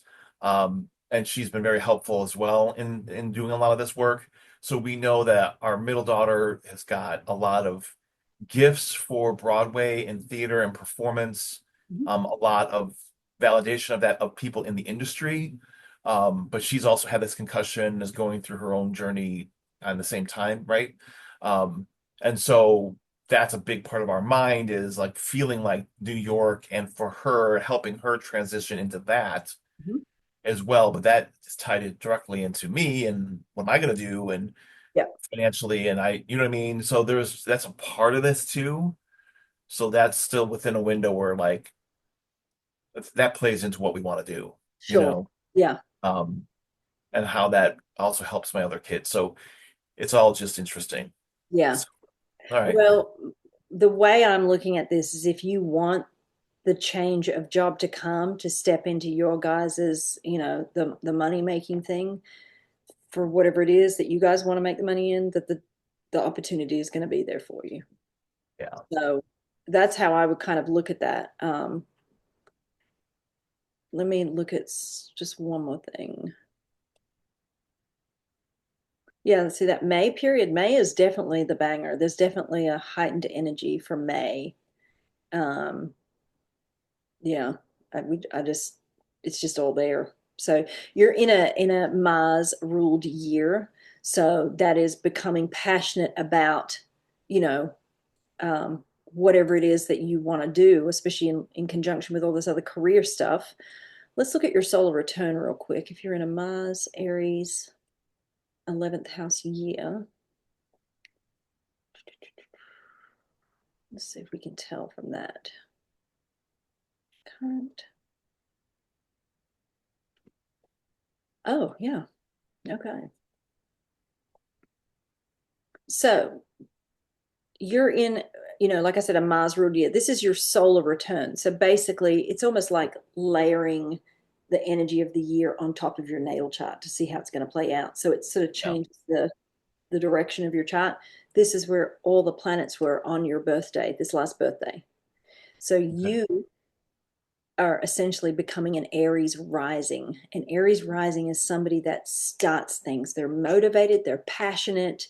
It's cardinal energy. Cardinal is like shooting out the gate. We're off to the races, right? It's really wanting to make things happen. So um, you've got you've got Jupiter right here in the third house of communication. Jupiter in the third house can indicate, especially for you, because I know where Jupiter sits in your natal chart, it sits in the house of contracts um, and business partnership. So you're pulling that energy down into the third house of communication and third house of small business. That's what the third house is. Yeah. So, is there any way, I know this is kind of exhausting, is there any way that whatever you want to do that you can start it as a side hustle and keep your corporate job? Yeah, I mean, that's the part of I definitely need to meditate because it is hard to sort of, there's so much happening to try to, so the whole communication thing, part of also what I was thinking about, man, it'd be great to be a paid speaker, right? And that would be relatively easy for me. And I've got these topics I'm interested about and all these things. Um, and I keep seeing stuff on Facebook, Gen X, we need you to be paid speakers, but that's just marketing. Um, so yeah, I mean that's something that we've always been looking at possibly doing. It's Okay, just well, trying let to me find the tell right one. There were so many that like I potentially could do. Like, is this the one that you know, there's a okay, marketing one. I don't know. There's a lot in there. There's a lot of okay. potential. Okay, so the third house is the house of marketing, and your Jupiter for business partnership is sitting in for this year is sitting in the house of marketing, small business and marketing. Your Mercury is sitting in the ninth house of teaching and speaking and Right. traveling. Your Sun, which is linked to your career, and is normally sitting in the eighth house, is sitting up in the 10th house of your career. Um, I guess, is there no opportunity to do any sort of teaching or speaking or anything in your current job? Oh, I do that all the time. Oh, okay. So, So that's the other thing. I do volunteer management, but so the amount of speaking I do isn't as much anymore. okay. And it's definitely, and I have questions about, I've got a potential promotion I can go after with my current job that I've got mixed feelings about. I was going to talk to you about that at some point here, but maybe not at this second. But No, um, tell me about that. So right now I oversee 12 counties, program manager. I oversee volunteers who do the services to help people who are caregiving, people with dementia, and then do a lot of promoting and trying to make connections with organizations and businesses to help get the word out. The goal being I have to have X number of people that I've reached and served through any of these means, right? Um, my direct supervisor is leaving, and so the opportunity is to step up and be a senior manager, which would then put me in charge of overseeing two other paid staff on top of everything else I'm doing. And then being over like almost a whole half of the state between these two other people. So I'm just going to tell you, chart's So kind that of that. Your so solar I don't return it's is like it's like that sounds like that could be great. That's got a lot more time involved, and I'm not sure if that's a stepping stone to something else that's not so much I don't know. And then right now our financial needs, that's going to be more money, but I don't think it's going to even be quite enough of what we need. We're financially really hurting because of the accident and all this other stuff. And there's a lawsuit pending once we're done with therapy, which I don't know might be the next few months, then we've got the insurance companies that we're going to get money for pain and suffering and lost wages and all that, all still waiting in the wings. right. So I don't know. So, I just got to say that your son is going to be sitting in the 10th house of leadership for this year for your solar return. That's taking on a position of leadership. Your Mercury, which rules traveling, cars, in general, I'm saying in general, that's what astrology Mercury rules is getting in a car and driving to different places, but also airplanes, that kind of thing. Your Mercury is going to be it is now in your solar return for this year in the ninth house of traveling long distances. Your moon is sitting in the eighth house of it's changing your desires. And, it's a Mars driven thing. So even though, I mean, this could be a temporary job for you, like you said, leading to something else. Your chart is kind of speaking to all of that. I got to be honest with you. Um, Even with your Jupiter down here, it's taking business and stuff like that because this is still travel as well. The travel houses are three and nine. Nine is the long distance travel. Three is more local travel, right? Um, Uranus is sitting in the second house of money that you make. The thing about Uranus, that energy is it suddenlies. It can act, Uranus can act a little erratic. In your natal chart, wherever Uranus is sitting, it can feel like it can be a little bit of a bumpy road, a little erratic or whatever. When it's going through a transit, you're definitely going to see major kind of shifts happening. For me personally, even though I've been deconstructing for years, Uranus went into my ninth house is when I really started suddenly making shifts. And that's before I even knew astrology, right? But then when I learned my chart and seeing the transits, I was like, oh, you know, it's where sudden things happen. When is this person leaving?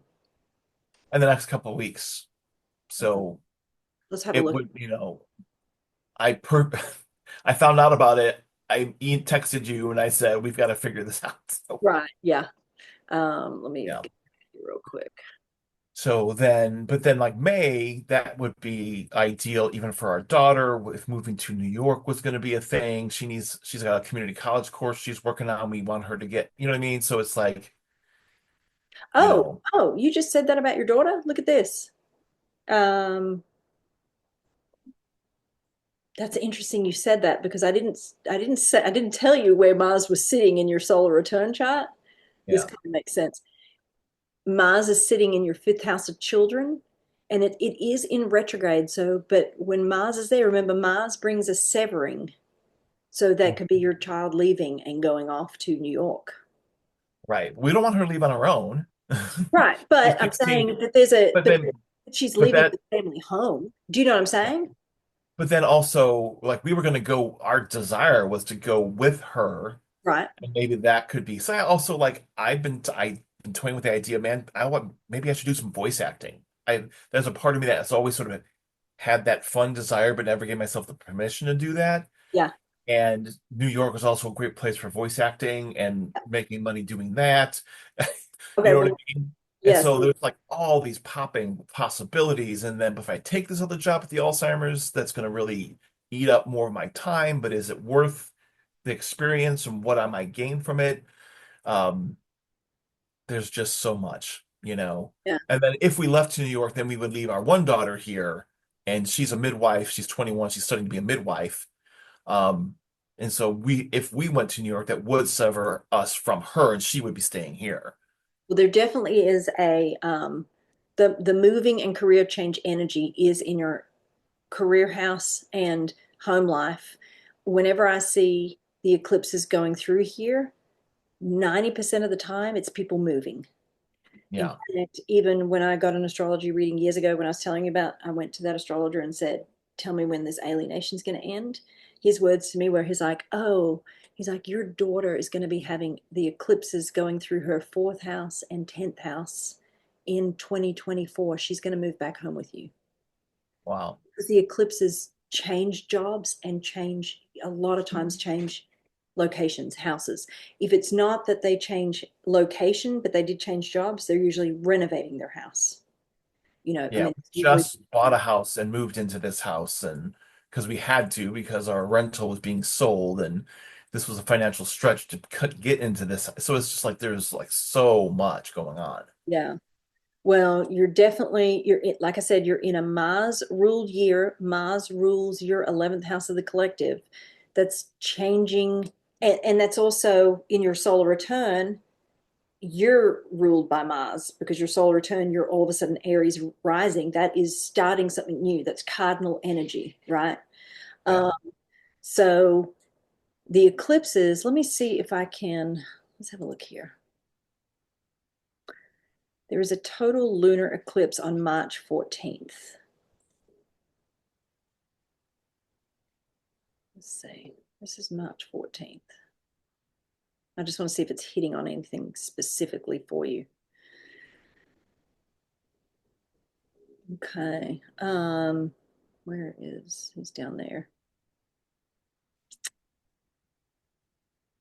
This would indicate to me Mars is going to be in your second house of the money that you make in a Mars ruled year. But Venus is going to be in retrograde during this eclipse season. So that's a rethinking around the money that you make. But it's also, you do need to be careful during a Venus retrograde because a lot of times Venus retrogrades, people then start to question if they made the right decision, whether it's money or love, because Venus rules both. Yeah. Um, for you, it's definitely yeah, I think this eclipse is going to be, let's see, your MC's over there. Because I could not take the promotion and then just double down on some of this other stuff. Yeah, I mean, the only thing is, oh, well, the promotion though is not going to be during the Venus period. So that's good because the promotion would come here just in a couple of weeks, right? Yeah. So sorry, I know this looks like a big mess, but I can see what's happening with it. That's a good thing because if the promotion came while Venus was in retrograde, I'd be like, don't do it. Do not do it. But it's not. So um, it's really going to be up to you. I mean, I can't give you a whole lot more clarity. Your job is going to change this year. I can definitely tell you that. Right. Now, how you want it to change is completely up to you. You could make money as a voice actor, but I don't think that that would be your absolute job. That would be more of a side hustle type thing. The reason I say that is your Mercury is sitting in the seventh house of business contracts, that kind of thing. Yeah. The energy is not super strong for it. I'm going to be honest with you. It's not like your chart is built for it. But it could be a side hustle. Your job is built for teaching, making money through some sort of teaching.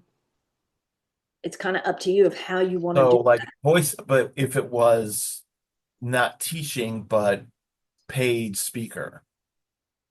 Yeah, yeah, paid speaking, but around transformative type or different types, like you talked about the neurodivergent or what was it you were saying that you're really into? Well, it's neurosemantics and NLP that it has to do with communication styles. How do you handle, so, you know, almost anything around helping the community deal with all these transitions. And I would like to say we have to accept these LGBTQ people, but right now with Trump being what he's doing, there's a lot of energy of hatred and, Yeah. attacking. Yeah. Um, but understanding just your neurology and why are you actually afraid of these LGBT people? Is it really them, or are you just subconscious beliefs protecting you from a change, and change isn't going to kill you, right? I mean, I don't know, that kind of stuff. But and then coaching, I don't like this, they do the coaching.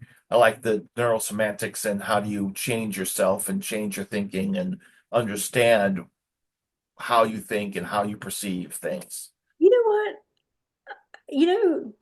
Dr. Joe works with a company where they do a lot of that. Like they actually have teachers go into businesses and teach them around the neuroscience of all of this stuff and meditation. Did you know that? No, I don't. You I want would to love look that into job. that. Yeah, okay. Where is that at? I'll find it, and I could even probably connect you with one of their people. I've never done it. It's not my thing. I don't want to do it. I just like the meditation practice.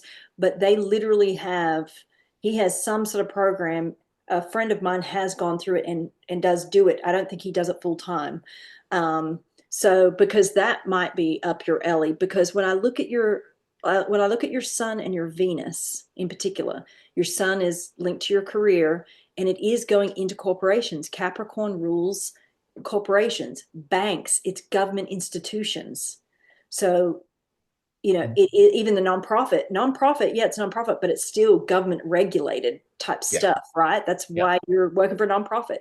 So, as much as you hate corporations, your sun linked, is you're going to be more fortuitous in those kind of settings if you can teach in them. But what better way to teach in them if you could do it around a subject that you absolutely love? right. But then it's helping them walk Change back themselves. from it's the injustice I don't like. Absolutely. But that's kind of what his thing is change your energy. He's going in there and these people that are trained under this program are going in there and teaching them how to change it. And it's all backed by science. Right. I'll get you that info to look into. So, because, your Venus is making money through teaching of some sort, speaking, teaching, but Yeah. it's in the ninth house of either being around international people or being around like lawyers or philosophers, and it's making money because Venus is making money. It's in Yeah. Aquarius. So Aquarius rules science. Aquarius Yeah. rules the mind, it rules quantum physics, it rules all that kind of stuff. So there's definitely money to be made in teaching around that kind of stuff, right? The other piece I didn't mention, and it feels like it's not the pull towards this seems a little bit less. I was like looking at every option, and then like cybersecurity is a thing that there's free training through grants in my area. Become a cybersecurity specialist. I know someone in the industry, and there's an aspect of cybersecurity which is social engineering, which is criminals reaching out directly to people to trick them into releasing sensitive data. And so even with everything else I already know, I'm like, oh, cool. Could I teach these people and go in and help them have better cybersecurity? Yes, you could. But I like the other thing you said with Joe Dispenza like 100,000 times better. Yeah, but if it just came down to I've got to make just money for now, right? But the That is cybersecurity is 6 months of training, and then it's like you would start in, there's no clear path to being able to do what I just said. right. It would be like, oh, you got to start at the ground level in our IT department and help us shore up our network so they're better. You know what I mean? It's Yeah, not very clear path. sure. But anyway, But that is the draw. Why you have the draw to all of that is literally because your chart is built for all of this, right? yeah, yeah, You definitely can make money through anything that is science related, cyber related, technology related, and teaching in particular, and ways that can either be transformative for the people themselves or because the sun is in the eighth house, which is linked to your career. It is the secrets thing. It's the tricking people. So you would actually be really good at that even though that doesn't sound as exciting and it's a big investment, if you wanted to do it, you could. So, and the ruler of your career house is Jupiter, and Jupiter does sit in business partnership. So, and it's in the Sagittarius sign, which is philosophy. Even Joe's type stuff. And I'm saying Joe just because that's the only one that I know out there, right? Right. This is what I will warn you about the community. I love his work, and I even started a meditation group in Atlanta with 5 strangers. There were 5 of us, and we grew it to it was 265 people by the time I resigned, and that was in a year. Yeah. Wow. Reason I resigned from it was because I saw the same dynamic that you see in church. Yeah. Cult dynamic, the worshiping Dr. Joe. Dr. Joe's just another human who's repackaged some information that's really good, and he's done it to a whole new generation of people. Yeah. And he's now getting the funds to be able to show the science behind it. But he's just another bloody human. I don't Right. want to worship another man. So in that community, I even have a friend who's a VP that works for Dr. Joe. Right. She's a very close friend of mine, actually. And so, uh, you know, I watch her frustration around it all as well. It's like any other business, but people Yeah. see Dr. Joe and they start to hero worship him and treat him. So I say Yeah. all of that, just be weary of the community in general. He's a great guy, got great information, but don't get sucked into don't be disillusioned by all the cult Yeah. like mentality that is out there. So, Oh yeah. because it is thick in that community. So, I can believe it. yeah, You deconstruct out of Christianity, you don't deconstruct out of that looking outside of yourself to be healed, and you'll just transfer that energy to somebody else. absolutely. You switch from one belief system to another. Yeah. So, I just want to warn you, I'll give you fair warning on that. So, Yep. um, but yeah. Okay, let's look. The other thing is there's gonna be, that March eclipse, I think is gonna be pretty pivotal for you. I know May is a big period of time, but March could be the March eclipse that's coming up. It's a lunar eclipse as well, so that is another sort of a letting go energy, and it is going to be in your 10th house of your career. Let me scoot forward to March real quick. I mean, you've just got shifts are coming in your career, whether you want it or not, which you do want it, but Yep. um,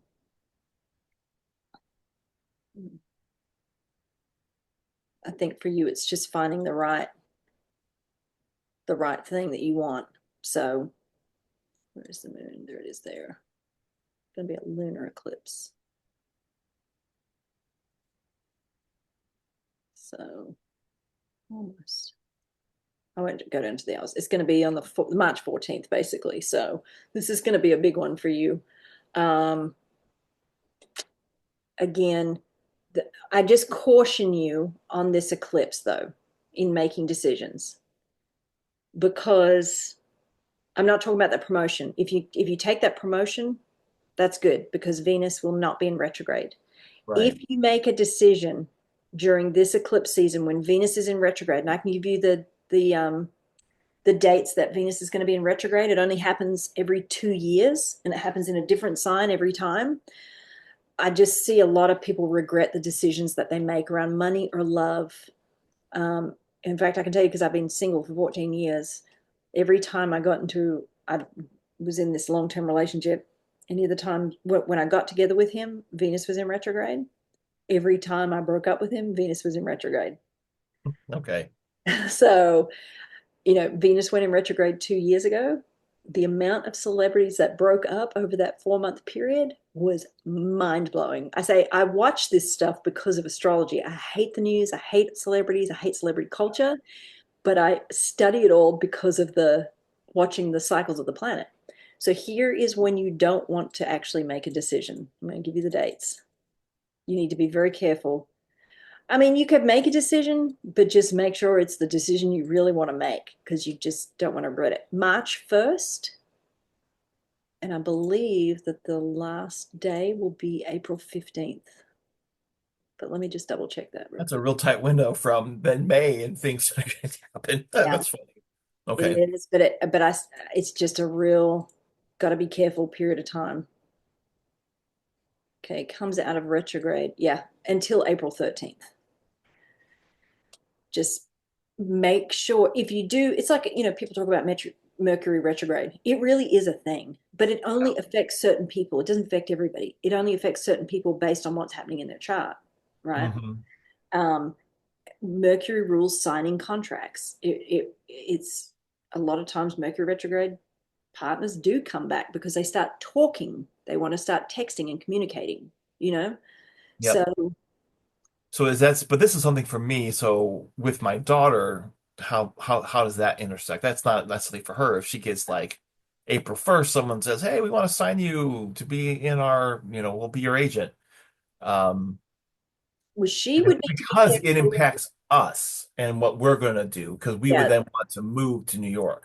her chart, the reason I'm telling you to be careful for yours is because you're in a Mars ruled year, and Mm, Venus will be going retrograde into your Venus ruled into your Mars ruled house, because you're acting as an Aries rising this year in your solar return. mm, Venus will be going retrograde. Let me show you. We'll go to now. Shoot, I shouldn't have done that. See, Venus has gone into Aries. mhm. When it goes retrograde, it's going to be going in retrograde in Aries.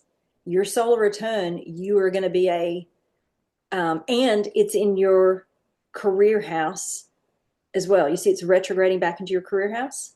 So Yeah, I'm not saying don't make a decision around it, but what I am saying is you just need to be really solid that this is what the decision you want to make when you do it. Don't just do it haphazardly and, oh my God, I'm so excited. Really dot all your I's and cross all your T's. yeah. Well, the other thing too is I'm just sort of processing this with you. It is what my wife and I talked, like, okay, what happens if she gets signed? But then maybe if there has to be a few months where like she goes with her and I stay here until things button up and we can, move. So then maybe that's one of those kind of things. That is to me, that is a wise choice because you're going into a Venus retrograde period that is directly linked to your career. Well, and then also it's just I find that very interesting because if that's like, oh, be careful, be careful, be careful, and then within 4 weeks later, oh, you're gonna have a major change happen. You know what I mean? So don't Or change this window, but then a major change is gonna come right after that. That's what it yeah, looks like, right? or at least if you make the wrong decision not out of using wisdom, then the major change can be a regret. Yeah, That's kind of how I view it. Whenever I see a retrograde of the smaller planets, not so much the bigger ones, like not so much Jupiter or Saturn, because they're bigger, slower planets that move very, over several months. But when you've got a planet that doesn't go retrograde, but every few years, and then it's going to go retrograde in these, 5 to 6 windows of time, weeks of time, you need to be careful, especially depending on where it's hitting. For yeah, you, it is directly hitting your career. yeah, That's why you need to be careful. When Venus went into retrograde 2 years ago with me, it went into my 12th house over here. It was retrograding back and forth. Now Venus rules love and money. I got back into the relationship with the guy and I didn't tell anybody about it, because we've had this long-term connection, right? 12th right. house is secrecy. 12th house is not telling anybody, right? Yeah, So that played out. But the other thing is 12th house is things slipping through your fingers. Venus, shit started going off in my house that I was spending so much money. It was slipping through my fingers. Retrograde. Venus was retrograding. I was losing money left, right, and center just because all this stuff was going on in my house that needed to be fixed. It, in the 8 years that I've lived here, it was the most amount of money that I've ever spent on my house. And it was right. just like, oh my God, nothing that I wanted to have done, but my plumbing's exploding and so much stuff. So yeah, so that's why I'm saying during a retrograde, you've just got to be really careful. And for you specifically, it's retrograding in your 10th house of your career. So it's asking you to be very wise about the decisions you make around your career and money. Don't just shoot from the hip. Oh my God, I want out. So I'm just going to go do this. Yeah. Down with your wife, dot all your I's, cross all your T's, you know. So, yeah. And at the end of the day, yeah, I know that this might sound like crazy advice, but yeah, you could take the promotion and in 6 months' time see it's not a good fit. Hey, it's not a good fit. Right. My fear of that is then are they going to let me just demote back, or are they going to, if they want to get rid of me, would they be like, oh, now you're out? Yeah, true. You know what I mean? That's Absolutely. that is just like because I don't always understand the politics of it, and because I tend to be very much shoot straight, and I Yeah, have already done that with my superiors. yeah, I don't fully know, are they really cool with me? Like my executives above me, right? yeah, Um, I don't really know where that is. yeah. Oh, I just saw that little Zoom thing when you went like that. I forget that it does that now. Well, all I can really tell you is the timing of things. I can't tell you what to do because it's not my life, not my job, but I can tell you when to be careful, which I have. I've given you those dates to be Yeah. careful. I can tell you where it's hitting. You specifically do have to be careful around the job that you're going to choose. Um, yeah, just to use a lot of wisdom there. So, and the timing of it, the eclipse is going to happen in March. And I will tell you this, the eclipse period, it's not like the eclipses happen and everybody makes these decisions. Eclipse energy kind of has a 2 month window, which would kind of make sense because your May, I gave you those dates about May, the letting go of something. So you've Yeah. got the eclipse happening in, late March or mid March, and Mhm. then you've got March, April, May. So you are gonna make some decision in that period of time. The decision's up to you. Just be careful when you make it, is all I'm saying. Yeah. I think if you were to make any absolute definite change of job, either do it before it goes retrograde or do it after it goes and use that retrograde period of time to be you guys rethinking this whole thing, rethinking which direction do I want to go to make money. Yeah. That's what a retrograde is for. It's a complete rethinking. Yeah. Okay. So, yeah. And then I think the May thing is where you will probably, closer to May is when you'll probably make the shift of whatever shift that's going to be. Yep. So, Oh, that sounds good. I wish I could tell you more in terms of No, like that's about that's what all to I got. do, but I really Yeah. can't, Yeah. Yeah. Makes sense. So, All right, cool. So that's good. is there any other questions? Oh, I will tell you this.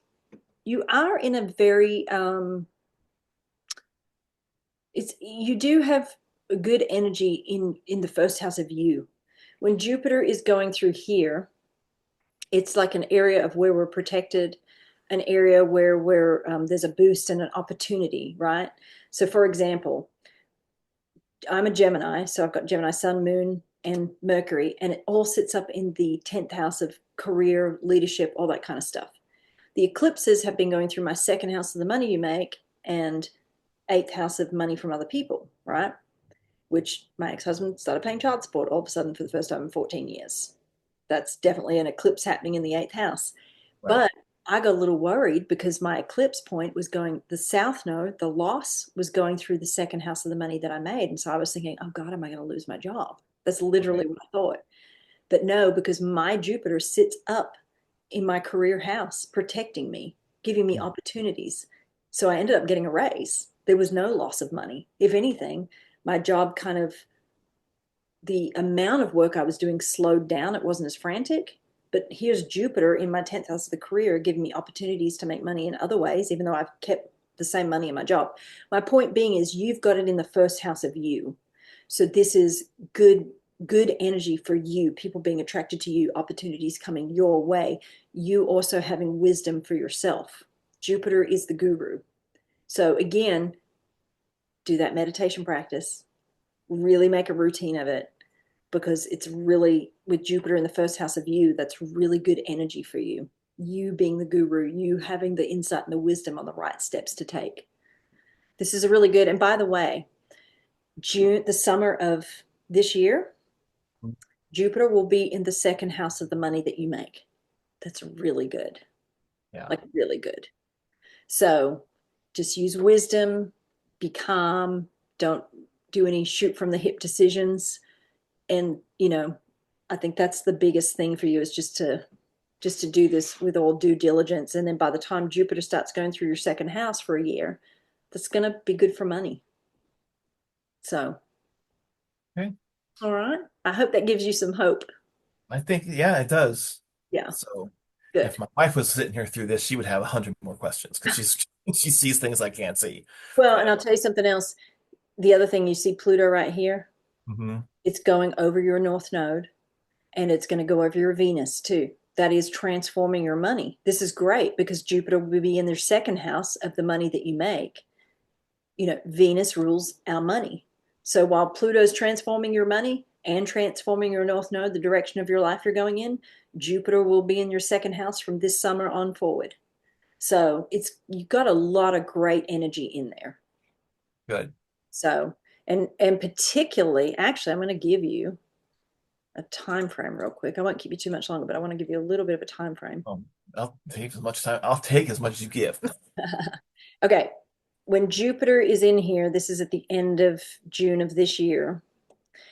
Um, it's not an eclipse, but it still could be. Let's see where the moon is going to be. I'm going to look at something real quick. Yeah, this could be a really, really good full moon for you, or new moon. This is June 25th. So Jupiter will be in your second house of your money or make, but look, it's in opposition to your sun. So, yeah, I think with all due diligence, you just, putting that effort in, sitting down with your wife, you guys really trying to hammer out and get a really good, clear picture in conjunction with your meditation practice. This full moon is going to be happening in June, late June, while Jupiter's in there, and it's in direct opposition to your sun, linked to your career. This is really, really beautiful energy for job, money, career. So there is good energy, but it's all in how you handle it. So, Gotcha. okay. Okay. All right. Awesome. I appreciate this very much. I hope it was worth it. And please, if something happens or whatever happens and the timing of it, just shoot me a quick email and just say, hey, change jobs. What, just keep me updated. I'm curious to know how I'll probably gonna end up going. Yeah, it's really nerve-wracking.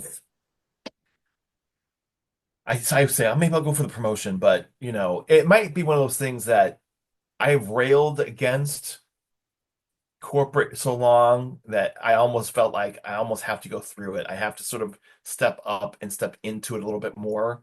well, and you get to change the dynamic of it if you're in a position of leadership. Yeah, I know you don't get to change it at its roots because you're not at the very, very top, right, CEO right. type level, but you can still have a massive impact. Yeah, So you get to kind of, the leadership, the at my work we always talk about this, that the rest of the company, because we have 5,000 employees, and right. I work for the chief operating officer who's going to take over the company. We're privately owned though, so it's not corporate, thank God, but still, my boss really sets the tone for the rest of the company. Yeah, And so you're climbing up the ladder more. You're getting to set the tone somewhat and bring your positive energy. And you've got this Jupiter positive energy in the first house of you, and then it'll be in the second house of the money that you make. And it's really good when it's going through this lower half because it brings more opportunities for you personally, then the money you make. Then when it gets down to the third house in the following year, it's around your communication, small business, local travel, and also your siblings. So okay. could be some more buoyant energy for you and your siblings at that period of time. That's not until 2027. No, that's good. So All right. okay. Well, Well, I will this will take a little while to do the Zoom thing, where it downloads the video and everything, and I'll get it sent to you in 48 hours. okay. And then I will also send you a copy of your birth chart, and then I'll send you another copy of the current transits that you're in today. Yeah. So when you're going back over the video, you can, write notes on it or whatever. Yep. Sounds good. And Okay. then if you send me any of that Joe Dispenza Yes, the thing, things his speaking in corporate corporate office. trainer Yep. stuff, yeah, that'd be I'll interesting. I'll So, get that. Yeah, for sure. All right. Thank you so much. You're welcome. It was nice to meet you. Yeah, you too. And I'll be watching when Aaron interviews you next week. So Oh, yeah. Yeah. Okay. thanks a Bye. lot. Have a good You're day. welcome. Too. Bye.